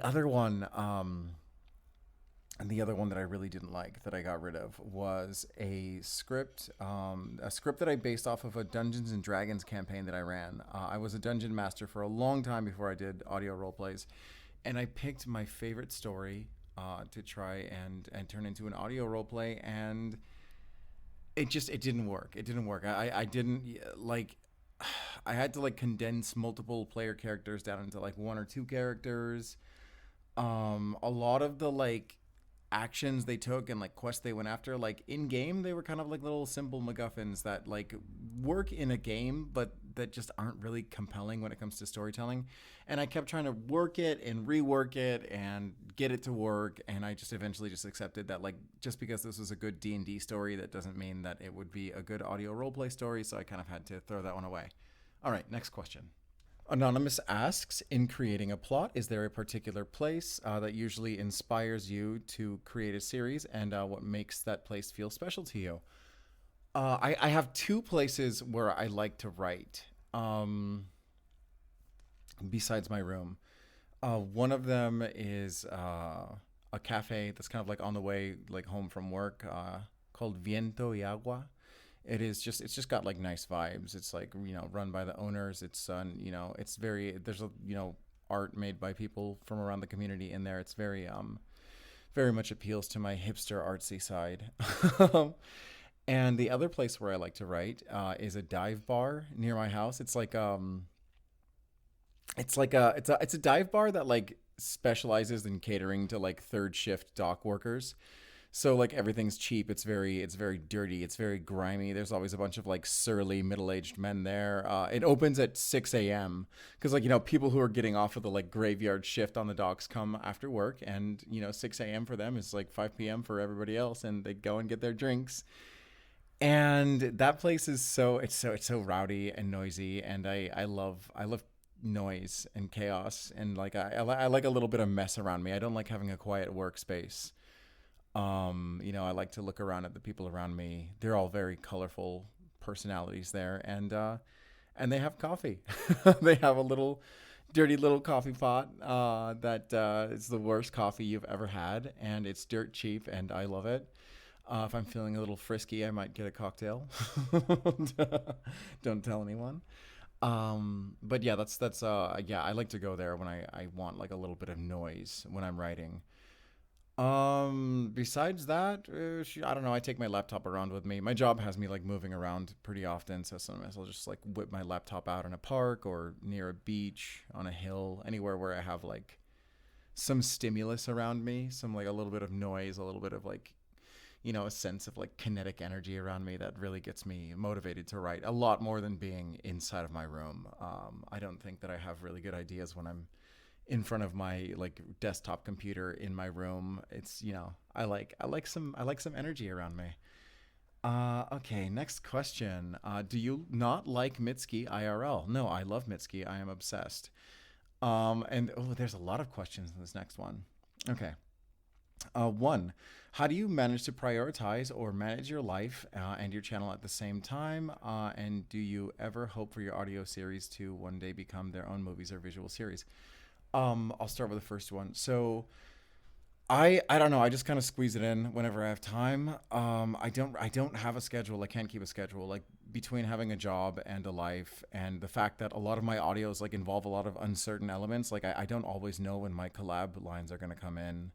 I don't know how many revisions I'm gonna go through for my scripts. I just kind of roll with it when I have time. When I'm feeling inspired, I record lines when I'm feeling like a little bit more energetic, so that there's some like life to me. I make sure that I record them when it's not too early, like when my brain is like fully awake, and not too late when I'm kind of winding down and going to sleep. But besides that, I just kind of like work whenever. I just whip out my laptop and write whenever I have like a time and place to write. Same with editing. With editing, I kind of like make sure that I have like an evening where I have a big chunk of time, just because it's a lot better to have the whole scene in your brain and just like sit down and just go for like 4 to 6 hours, which is it's a lot of work to do the amount of editing that I do. But yeah, I mean, there's no scheduling it. You just have to kind of learn to roll with it. And do I hope for any of my audios to become their own works, like movies or other visual series? I don't really have like an ambition to do that. I would, I really like screenwriting. I study screenwriting on, independently. I've written a few screenplays. I do make some like short films actually. So that I like have submitted to short film competitions. So I technically do have movies that I've written, short films, but still movies. But I haven't really like written like an adaptation of any of my scripts. I would like to, as like a screenwriting exercise, to try and adapt one of my stories into like a movie or maybe like a pilot episode for a TV show. But I that's not really like my ambition. I'm really dedicated to the audio role play medium. I really do love audio role play, and I really do want to see it reach the next level. So I'm more focused on seeing how far I can push like the medium that I'm in, as opposed to trying to use that as like a springboard to get into, making movies, making TV shows, writing novels, etc. Next question. Do you take some inspiration from your life experiences for key elements or plot points in your work? Yes. Oh my God, so much. All of my characters have like a little bit of my personality in them. Like I'll break down a piece of my personality and just kind of like exaggerate it and then put them in a situation and just imagine like what would this, what would a guy who like really focus on this one part of my personality do in this situation. In terms of my actual life though, like none of the experiences in the plot wise are really based on my life. Some character backstories, I guess, character traits. It's really character that comes from me. The plots come from my imagination. Let's see what else. Oh, this is an interesting one. Have you ever had the opportunity to learn how to fly a plane or earn your pilot's license? No, I haven't. I don't really have like too much of an interest in it. There's other people in my life that are very interested in aviation. Like my dad actually has a pilot's license. He's like back like 30 or so years ago. It was a whole lot cheaper to get them and meet the requirements. And I'm just considering how much more expensive it is now. I'm just not really that motivated to get into it, and it's not really been like something that really ever caught my attention in the first place. Because I am horridly afraid of heights. I am so afraid of heights. It is one of my only fears. I don't know why, because I'm not scared of like 99% of the things that scare most people, but heights terrify me. I like the water. I like the sea, and I know a lot of people are scared of the sea, especially when you're in like super deep water where you can't see the bottom and you can't see the shore. But that's what I like, and I do know how to sail. I do know how to sail. That is one thing that I can do, but I cannot fly, and I don't think I ever will. But it's that was a very interesting question. I never imagined somebody would think that I would be into aviation. Okay, next question. I escaped. I have been a big fan ever since the Supervillain series. Is there a chance we could go back for a season two at some point? Oh my god, I've been like tossing ideas around for a sequel for a long time, and I just haven't been too happy with any of them. Like I've mentioned this 1,000 million times, but like the majority of my outlines and the majority of my scripts never see the light of day. Especially when it comes to like sequel stuff. Like if I'm gonna make a sequel to something, I have to be in love with the script. Like I have to think that it's really like surpasses the original or at least lives up to it. And I mean, I don't really love Against the World. I don't, like that was like something I made very early on. And I'm glad I made it, and I think I made it pretty well considering it was the first thing I ever made. But it's not really something that really captivates my imagination when I think about it. I do have some script ideas. I think I was coming up with a sequel. Because I had to get the original cast back together, and Alec Cursor is always down to come back and reprise AK-47, but Danielle LeBrit, who plays Captain Vengeance, is a lot harder to get in touch with, and I did manage to get in touch with him. It took me a long time, and I kind of teased the idea of bringing him back for a sequel, and then I never brought it back up again, and I never like drafted an episode. No, that's not true. I did draft an episode. I did. Oh my god. Yes, I drafted. I have a draft from my second outline. There is a draft, but it's like not of the first episode, it's of the middle. I drafted the middle because there's some characters that I wrote for that series that I really love, and like I don't know what I'm going to do with them if I scrap this series, but there's two characters named Bubblegum Bitch and Suicide Bomb, and they're teenagers, and they're like teenage villains. Only one of them actually has powers though. And I wrote them in a way that is so like good because they're so they're just scummy teenagers, and they're stupid and they're idiots, and I just love writing idiots and assholes and jerks and immature morons. And so I was just having so much fun writing those two characters, but I couldn't really like put the whole, like, the pieces were there, but the whole was just not working. I might come back to it. I'm not like super motivated to come back to Against the World as it stands, but I do, if anything, for those characters. Also to work with Daniel Libbert again, because I do miss working with him. All right, next question.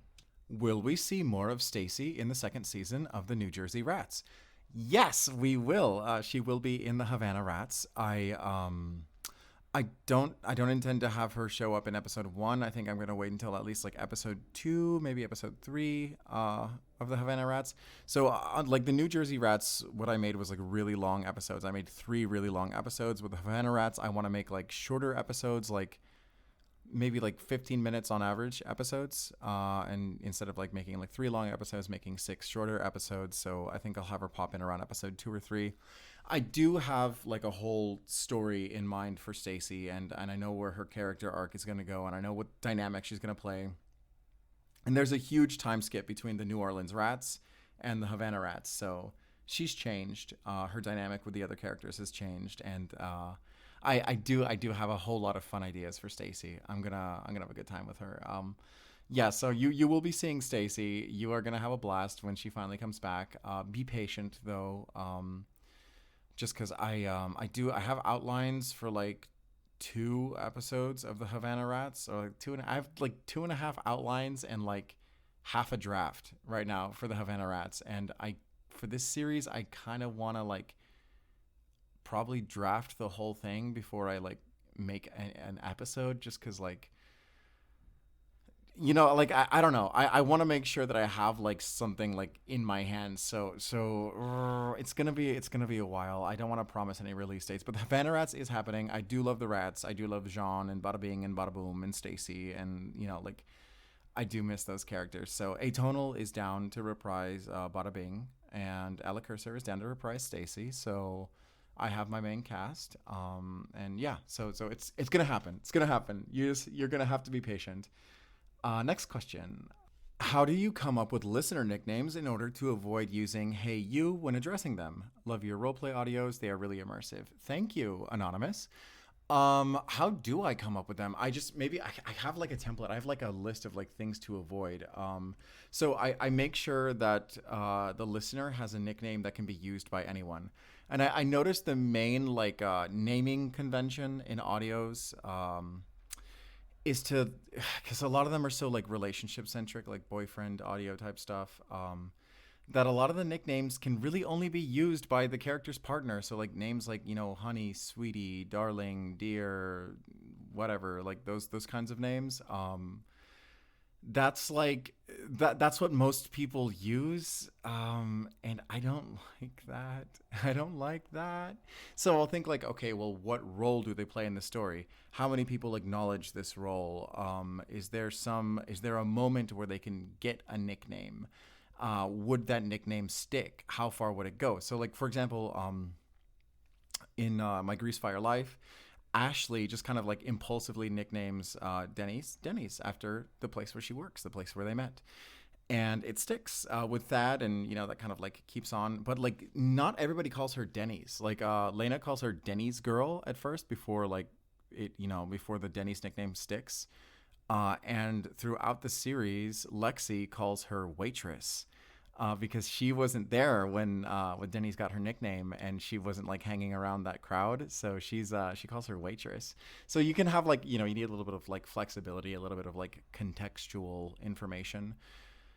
So yeah, that's like kind of how I do that. Other than that, yeah, or like I'll come up with a reason for them to be dubbed a name. So like Raven is like a name that's given for witness protection, and Schaefer is like a code name that is adopted in episode 1. So then you have a name for the rest of the series that doesn't have to like depend on your relationship. It doesn't have to be like, sweetheart, darling, whatever.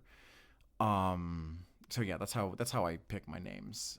It is hard. I gotta say, like, a lot of the times, like, I will be right on the edge of getting onto my final draft before I actually pick a nickname for the characters.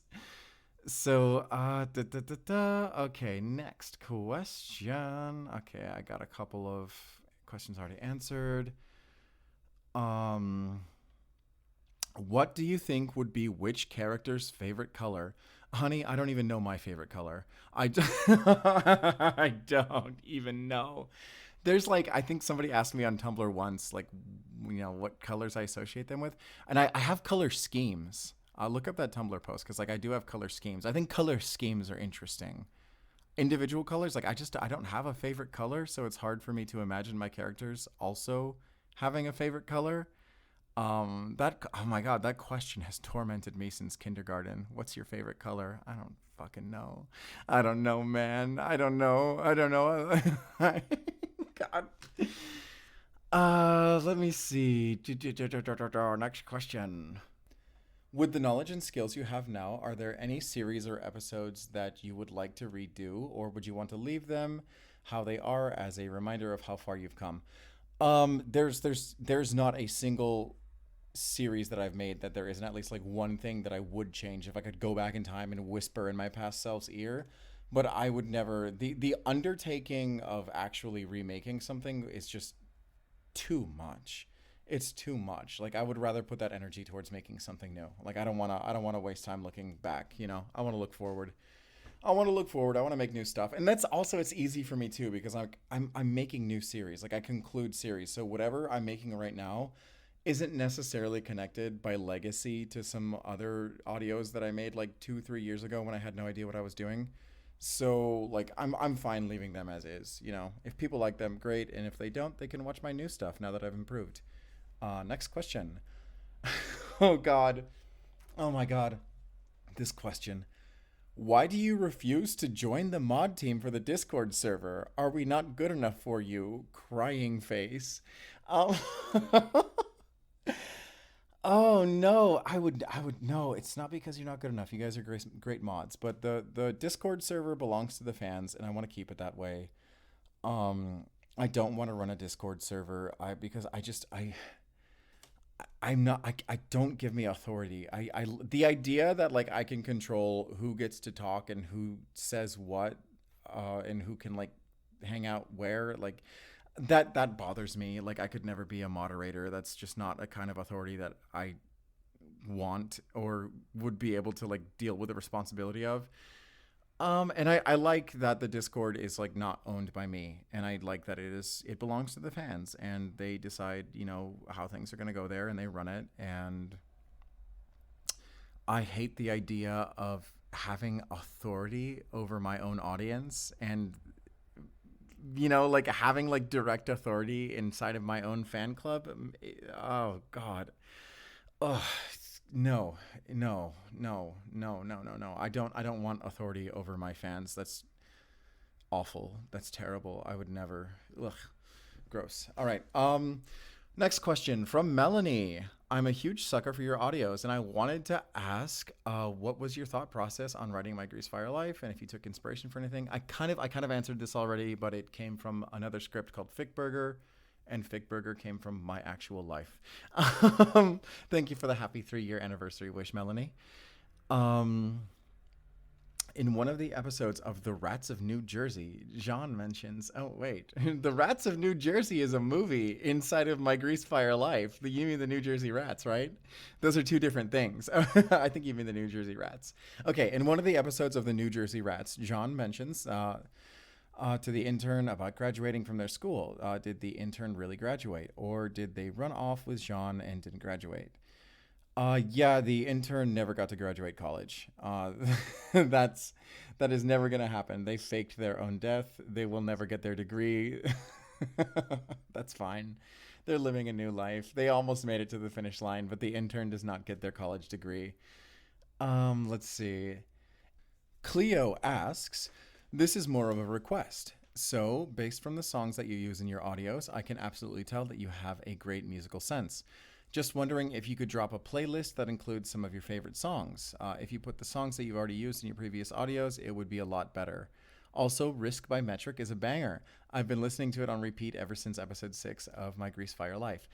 Thank you. But I used to have playlists that had the soundtracks of my audios on my YouTube, and I deleted them like I think a little after I published the complete version of Corona 7, because I think when I first did that, that was like that was back when I only had like three series. Like I had Against the World, Neon Barbarian, and Matador Gothic, and after like I hit my fourth series, I was kind of cluttering up my playlist page on YouTube, and I want my channel to be easy to navigate for newcomers, because I don't want them to show up and get to my channel and like see like a bunch of disorganized stuff and like a million billion playlists, and half of them aren't even actually playlists for my audios. That would just, it would clutter things up too much. It would be too confusing, and they're kind of superfluous.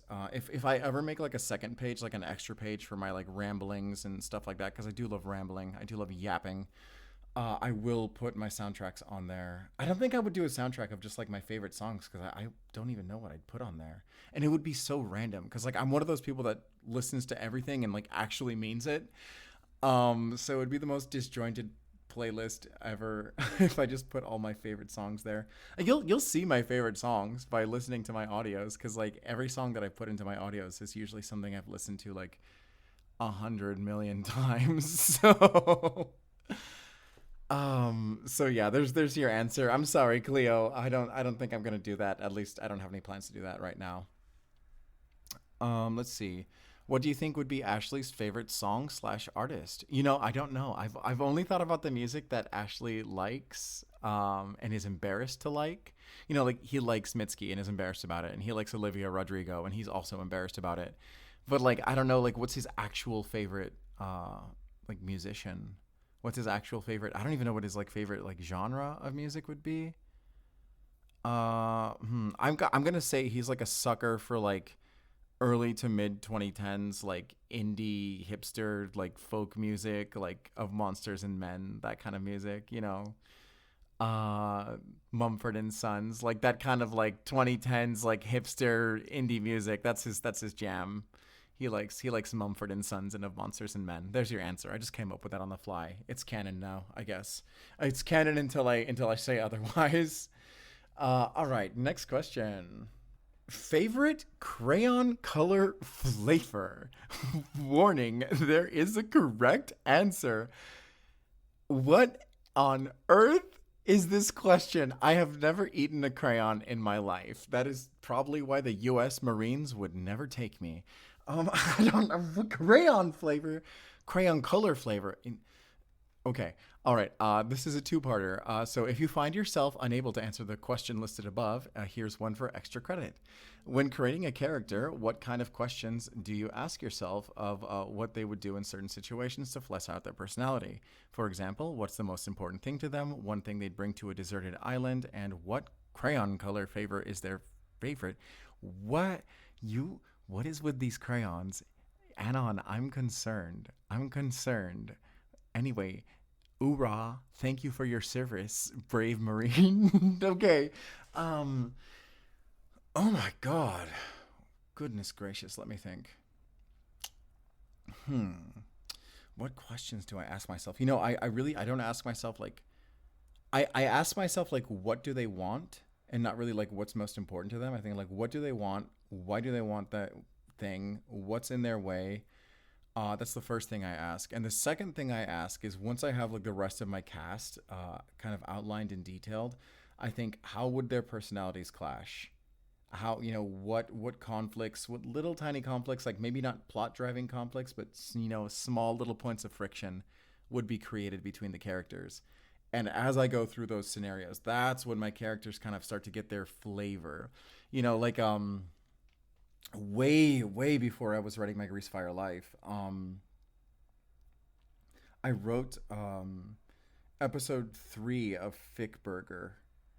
And Ash and Thad were on a hillside. So Fick Burger takes place in, oh my god, I think like 2008. I think is when it takes place.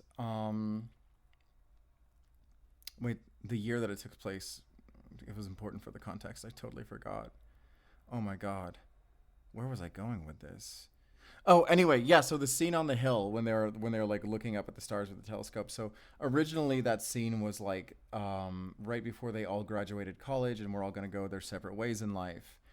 And Ash is looking up at the stars and it's just like, oh, like isn't space big? And he's kind of insecure and a little bit neurotic. So like looking at the vastness of space is like, something that makes him feel, small and insignificant. And Thad doesn't think about that at all. He's just like, I'm big. What do you mean, relatively speaking? That doesn't make any sense. Why do I have to make it relative? And he's like, he's so straightforward and simplistic and he's like stupid, but in a wise way. So, like, while imagining this conversation, I kind of like started to build their characters. And that transferred over when Fickburger turned into my Greasefire life. So yeah, it's like I imagine little scenarios, little small points of friction. I took way too long on this question. I was all over the place there. I apologize. Okay. Next question. What are the production costs for each project you do? It depends on how badly I want to use copyrighted music. For the most part, I pay monthly fees for a few like asset libraries, like sound assets and stuff. So it's like not really per project. It's like how much I pay per month. And like just on its own without like licensing any music, let me think. I'd probably pay like maybe like $60 or $70 a month total. Um, Plus like anything else that I incur. So if I want to use like stock photos that are like professionally done for thumbnails, or if I want to like commission artwork, I commission a lot of artwork that's going to drive the price up a lot. If I want to use copyrighted music, that's also going to like, push the price up a lot. Sometimes I don't have to pay for the copyrighted music. Like I have Monster Cat Gold and it's like $8 a month. It's really cheap. And that gives me access to the whole Monster Cat library. So I have tons of like EDM music that I can use, without having to pay any extra money. But yeah, so I don't have like a per episode breakdown of like my production costs. I do have expenses. I do have production expenses. But I can't really say like per episode. I guess like a big budget episode, would have like custom art and copyrighted music and plus like all of my usual expenses. So I don't know. I could say like a really expensive episode would be like $200 and a really cheap episode would be like $15 if I'm like to divide my monthly expenses up. Um Next question. If Cleo asks if we ever had an outbreak of the monkeypox cases, which of your characters would you like to be with you when a lockdown happens again? I would like to have Crow with me because his immunity to disease would keep him from infecting me so he could go out into the world and get stuff and I would not have to worry about him bringing the virus back. And let's see, next question. Aylin says, I don't really interact that much with your channel, but I want to say you've done a lot of audios that really kept me entertained during the past years. And I just want to say that I'm very grateful for you and your content. Thank you so much. You're one of my absolute favorite VAs, and I'm so in love with how you make your contents. Like the way that you write your storylines of every series so well, how original you are, and how much effort you put into your work. Aylin, you are blowing my head up here. You are gassing me up. You're gassing me up. Thank you for the compliments, though. I really do appreciate it. But yeah, the question is, I listened to your previous AMA and you mentioned that you wanted to collab with Obsidian Lantern so badly. Any news on that? Are we going to see you in his channel or him on yours anytime soon? So I have been in contact with Obsidian Lantern. Like we're not like besties or anything, but we chatted back and forth a little bit. And it was over something else that like he would not have collabed in. But I just wanted to get his okay, because I did do those like audio roleplay parodies back in like 2022. And I wanted to do that again, but instead of parodying like a specific voice actor or channel, I wanted to parody like a specific series. So I wanted to do a like parody of Gator Boys, and that kind of fell through because I could not do voice impressions of the whole cast. I could not get them all down. Oh my god, yeah. So, but yeah, that and that's the only time I've ever talked to Obsidian Lantern, really, besides like bumping into him on Discord a couple times. But we haven't really talked about collabs. It's so much easier for me to ask someone to come onto my channel when I already have a script ready to go and a role in mind for them, and I'm just like, here's the lines, here's the script, do your thing. as opposed to being like, hey, would you ever want me on? Is there a role? No, there's not. Okay, I'll wait around. It's awkward. It's like actually a little bit humiliating to ask that way. It doesn't really turn up a lot of results, and if it does, it takes a long time. So like as it stands right now, there's like nothing in the pipeline between me and Obsidian Lantern, but I do hope to collab with Obsidian someday. Hopefully on his channel. I want to be on his channel, but I don't know. Maybe I should invite him onto my channel, and he'll like keep me in mind if he ever needs a collab partner. Keep me in his Rolodex. It's kind of, you know, seems to work that way. But like I don't want to do it like in a cynical way. Like I don't want to be like, oh well, if I do this for Obsidian, then he'll do this for me later. Like I want to like have a role that I specifically think that he'd be good for. Like I want to think of a part that like I know that he would knock out of the park. And right now, oh my god. I'm thinking about this now. There's a character in Neon Memoriam he could play. But I already told Harry Dyer that he could play that character. Oh no. I'll think of something eventually. I'm not gonna like pressure it. I'm not gonna push the issue. Like I'm not like, like I'm not like itching to collab with Obsidian so bad. Even though I really, really, really want to collab with Obsidian, I'm not gonna like rush it just for the sake of being like, oh, and featuring Obsidian Lantern. But I would really like to collab with him. All right. Rocky asks, what's your favorite thing about being a VA? My favorite thing about being a VA is seeing my daydreams invade other people's brains.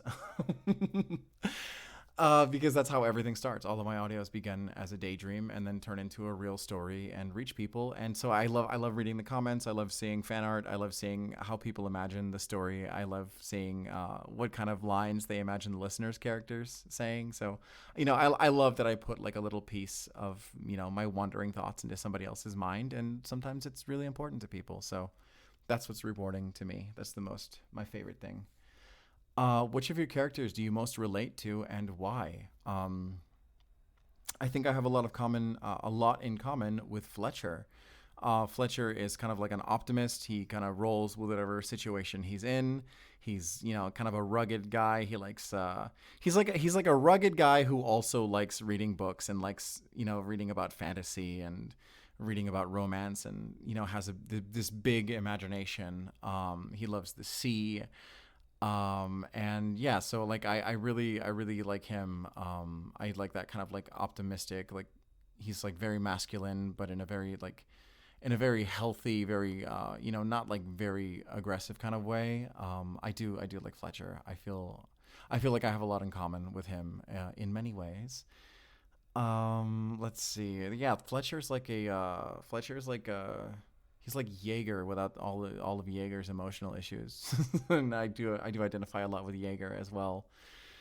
Let's see. Next question. Will we see more of the Bada Brothers? Yes, you will in the Havana Rats. I've already answered that question. If you had unlimited resources and time for making an audio series, what comes into mind? Oh my god. Like what? Oh, that is too big of a question for this AMA, but I have thought about that. It's like the first thing I would do is I would hire an editor. Like I would hire a screenplay editor essentially, and like give them the rundown on how audio role plays work, and like try and like train a screenplay editor into becoming an audio role play script editor. Because I would benefit enormously from that. I would hire a team of editors for like sound editing. I would get really good professional sound effects that were designed for like cinema surround sound, stuff that like people don't really hear too often. It's like hearing repeated sound effects kind of like, I don't know, ruins the mystery. I'm thinking of like production wise, not really story wise, like what I would do. Story wise, I don't really know what I'd do. I just know that I would have an enormous cast. I would have an enormous cast, and I would have a really tight schedule, and I would release weekly. And if I had like a budget, like a movie budget, what kind of story would I make though? There's one story I have in mind, actually. Because I'm having trouble figuring out the soundtrack, but I could just make an original soundtrack if I had unlimited resources. But there is a story that I've been cooking in the lab for a hot minute. It does not have a title. Like it's the working title is just like Machina or something like that. But It's a story that takes place. It's very like it's got like a Studio Ghibli type feel, where there's like magic and technology kind of together, and you don't really know what era it's supposed to take place in. And there's like a lot of aviation theme stuff, but it takes place in kind of like an alternate world, alternate history. Technologies around like 1960s level, um, and for the first half of the story, you don't realize that you're helping the bad guy because the bad guy's so charismatic. And like the theme of the story is kind of like that you're not immune to propaganda. And I have like these big ideas for what the villain's turn would be. Like the moment you realize he really is a bad guy and you've been just charmed by a bad guy the entire time. But that would require a lot of resources that I just don't really have. I would need a huge amount of extras. I would need original music. I think that's if I had an original budget. If I had a huge unlimited budget, it would go into making Machina. So, okay, next question. I spent way too much time on that. I was meandering. I was meandering. Which VAs would you like to collaborate with in the future? Right now, I'm working on something with Joska. I've wanted to collaborate with him for a while.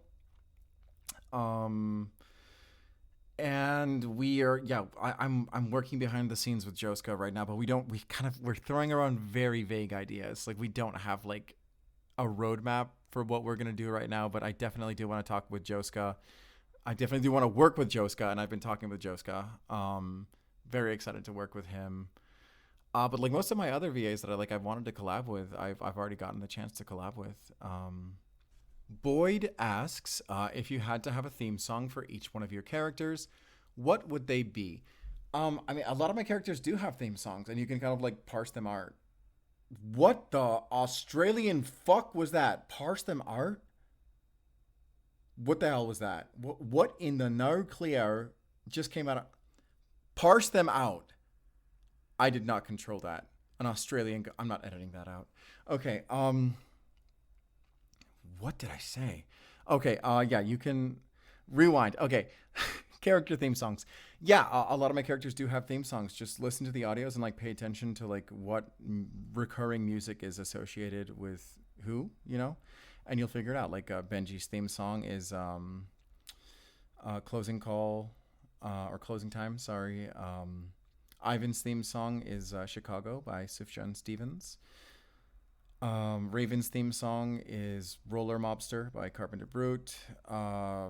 Crow's theme song is Out of Touch, etc., etc. You can like figure it out. Just like listen to the audios because all of my characters do have theme songs, and you just have to pay attention.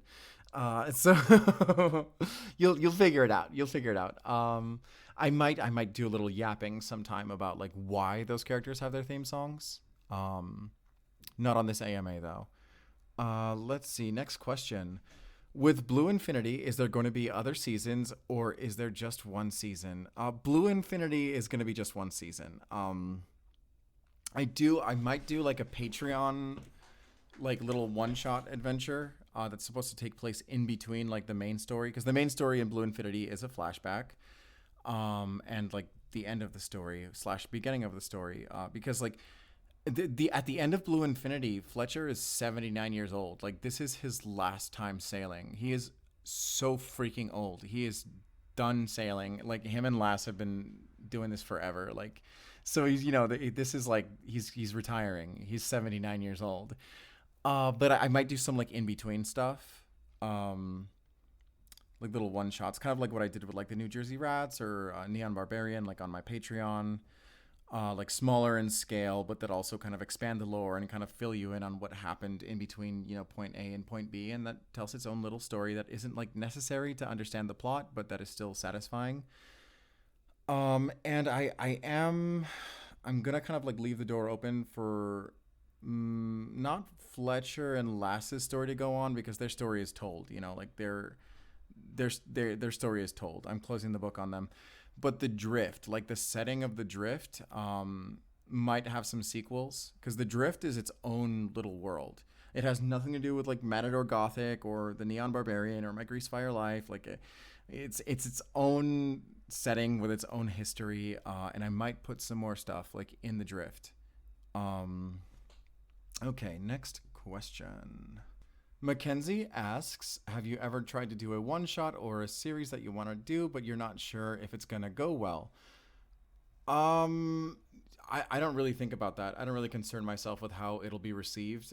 As long as I'm happy with it, as long as I think that the script is solid and worth producing and that it's going to tell a good, compelling story that I like, I put it out there, and I know that at least some people are gonna like it. Some things get more views. Some things get less views. The things that get less views are oftentimes very, very special to the people who do listen to them. So like, I don't concern myself with like maximizing my performance in terms of numbers, or and I don't care if like a certain audio like upsets somebody or disappoints somebody. As long as there's somebody who enjoys it, that's what I focus on. So that's not a worry for me. Boyd asks, last year you read off some of your scripts that you wanted to do. Can you do that again? Oh my God! Last year I prepared for the AMA and I did have them in front of me. This year I don't have them in front of me, and there's even more scripts, so I can't go through every single one. But I already have brought up a bunch of my like, like production hell scripts throughout this AMA. So just keep listening or listen to the previous parts, and you'll be able to pick up the bits and pieces. But I don't have a comprehensive list with me right now. So sorry. The answers are out there though. I promise. Another one from Mackenzie also. Would you ever do audios based on real life events or mythology?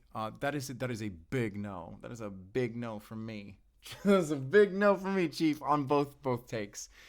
I'll break it down piece by piece. In terms of like the real life one, um, I always the whole based on a true story thing just never really jived with me. I kind of make fun of that in my audios, like how much I talk shit on like how the rats of New Jersey is nothing like the New Jersey rats, and how that kind of like I never really was into that whole like based on a true story thing.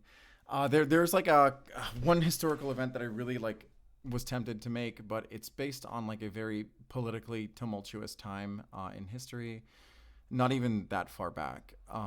That's still like to certain people, like very kind of raw, and I didn't want to like walk through that fucking minefield, and also I didn't really like my story that much in the first place. So eventually I was just like, I'm just not going to touch that. The closest thing I'll get to doing something based on real life events is the importance of the Cold War in Der Volksjäger. That's a real life event, although it is an alternate Cold War with supernatural things afoot behind the scenes. But yeah, I don't know about historical events or like real life people, real life stories. I don't I'm not touching that. I'm just gonna make my own original stories. As far as mythology goes, that's another big no from me. For a bunch of reasons. Like, I don't necessarily hate this trope of like reimagining mythology, but it just doesn't excite me creatively, because other people can use that and do something good. Like, I fucks with some Percy Jackson, like I can enjoy that kind of stuff. Like, Four Scene is a really good audio roleplay series, and that really heavily like integrates mythology from all kinds of cultures, into like the universal pan omniverse lore. Like, that's really cool. I like Four Scene. But I could not make Foreseen. I couldn't. I couldn't, because I can't take like existing characters. That's another reason. That's like why I won't make audios with like fan fiction characters. Like a lot of people have made fanfic requests. They're like, oh, like you'd make such a good like Death from Puss in Boots, and I was like, no, I wouldn't. I would not. I would, at least not in terms of like script writing. I would look at the script and be like, I hate the idea of writing someone else's character. And when it comes to like mythology, I would be like taking an old religion and writing fanfic of it, but also like with the added like pretense that I have to put a new spin on it, and like, oh, can we stop? Like, I don't know. Like, I think there's like a little bit of a bad taste in my mouth from that like style of writing, because a lot of times when especially like when it comes to like mainstream like movies and books and TV shows, a lot of the times they're just like, oh, like this character, like you've never seen them before with like a brand new twist, and it's like a character we've already seen a million times for literal thousands of years. And I just don't think I'm gonna wow anyone with my new take. And it's so like, can we stop, man? I don't know. I don't know, like the twist that people put on them is usually like, oh, like this character that's usually a bad guy in mythology is a good guy now, and the guy that's usually a good guy is a jerk now. It's so subversive, and I'm like, I don't need to subvert a fucking 3,500-year-old story that like some Athenians wrote. Like I don't, I just, I don't, I'm no, I'm no, I'm making my own damn characters. I'm not doing any mythology. No, never, never, never, never. That's a big no. I actually hate the idea of doing this. You have set me off. You've activated me. Oh my god, you guys probably think I'm crazy. I need to like organize my thoughts on this. I'm like, why do I so viscerally hate the idea of writing mythological characters? Goodness gracious. I don't know what it is. What could it be? What could it be? I think the pretense to originality wrapped in something that is just fundamentally unoriginal is what bothers me. That's it. In a sentence. That's why I will never do mythology. Um Trickster VA asks, do you get nervous sometimes when you collab with people? No, I do not. I'm really good at talking to strangers. I think I'm an approachable person. I'm good at approaching people. I don't get nervous. I don't really have any kind of like social anxiety. I don't really get starstruck by VAs, even if I really like them and really admire them from a distance. When I see them up front, as a human being, it's never anything that makes me nervous, and I do it so routinely that it comes naturally to me. Not that it ever was hard, because I've been doing collabs from like my very first episode was a collab with like, I think at least three voice actors, four including myself. So it's just not hard for me to talk to new people. When I'm doing a collab for somebody else that I really admire, though, I do put a little bit of extra effort into making sure everything is perfect and sounds beautiful. If I'm a little iffy, I'll definitely do like an extra take for somebody, because I want it to be good. I really, sometimes I do want to impress somebody, especially. But I wouldn't say that's nervousness, Yeah, so yeah, collaboration doesn't make me nervous. I don't see why I would be. I don't have that kind of personality type. All right. Next question. Anonymous asks, if you were to choose two of your characters from different series to meet, who would they be, and why? Oh my goodness. Ooh. I think Fletcher and Jaeger would get along really well. I think they would get along. I think they'd like each other. Yeah, I would like to introduce them. They would be buddies. They are from different universes though, so they will never cross paths. Let's see. Next question. From Sun or Dark asks, how did you get the lore for My Grease Fire Life? What do you mean, how did I get the lore? I made it. I made it from scratch. What do you mean, how did I get it? What? Like, what inspired me? I made it up as I went along. That's really it. That's all there is to it. And okay, one more question from Anonymous. We have, hey, I love your vids. I just want to ask if there's any updates on the Blue Infinity series. I totally don't want to rush you, but I really love that series, so I hope it comes out well soon. Thanks, and take care of yourself. That's really up to Desmond. So we Desmond. I don't want to reveal his personal life too much, but like, there's a reason why he can't consistently record. And there's just really nothing I can do to like control that. So the last time that we had a chance to record for the last two episodes, he was there was it was kind of a fuck up. I wish I was there live directing him that day, but I didn't. And he read like Blind Simon's lines using the voice that he uses for Old Simon. And I was like, okay, just send it over to me, and like, let's see how it sounds, see if it's like usable, workable. And it just like, yeah, so like, I think we're not going to be able to use that take, so I'm just gonna have to wait until the next time he's available to record. So I mean, we only have narrow time windows for recording when it comes to like collabing with Desmond. So there's always going to be hiatuses in Blue Infinity, but Blue Infinity is almost over. So the next episode will be the last one. It'll be huge. It'll be humongously, enormously massive. So even when I get those lines, I'm going to be editing that thing for at least 3 weeks probably. So don't hold your breath waiting for Blue Infinity to finish, because there's a lot going on behind the scenes. There's also like a big chorus. Like I'm putting, there's like an original song at the end with like freaking like 25 singers, and that's not going to be easy either. It's going to be worth the wait, I'll tell you that much. I just don't know when it's coming out, and I don't want to give you any false hope that it's going to come out sooner than it will. So I'm gonna just leave that question hanging.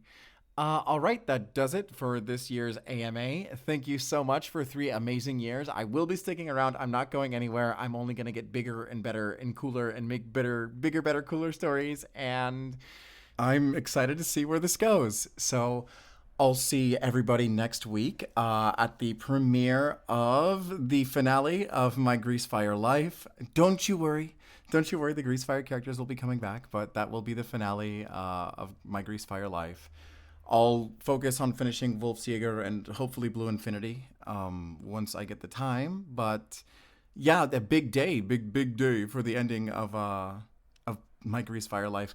Hopefully it'll be out by next Sunday. I might have to delay it a little bit because I might do like a last minute rewrite on the ending. I feel like the ending feels a little bit too much like the end of a normal episode right now. It doesn't feel like a grand finale, so I think I might be rewriting the last scene. But I have yapped long enough. All right, thank you guys so much. Oh my God, it's already gone 2 hours. Okay, I'll see you guys next time. Bye.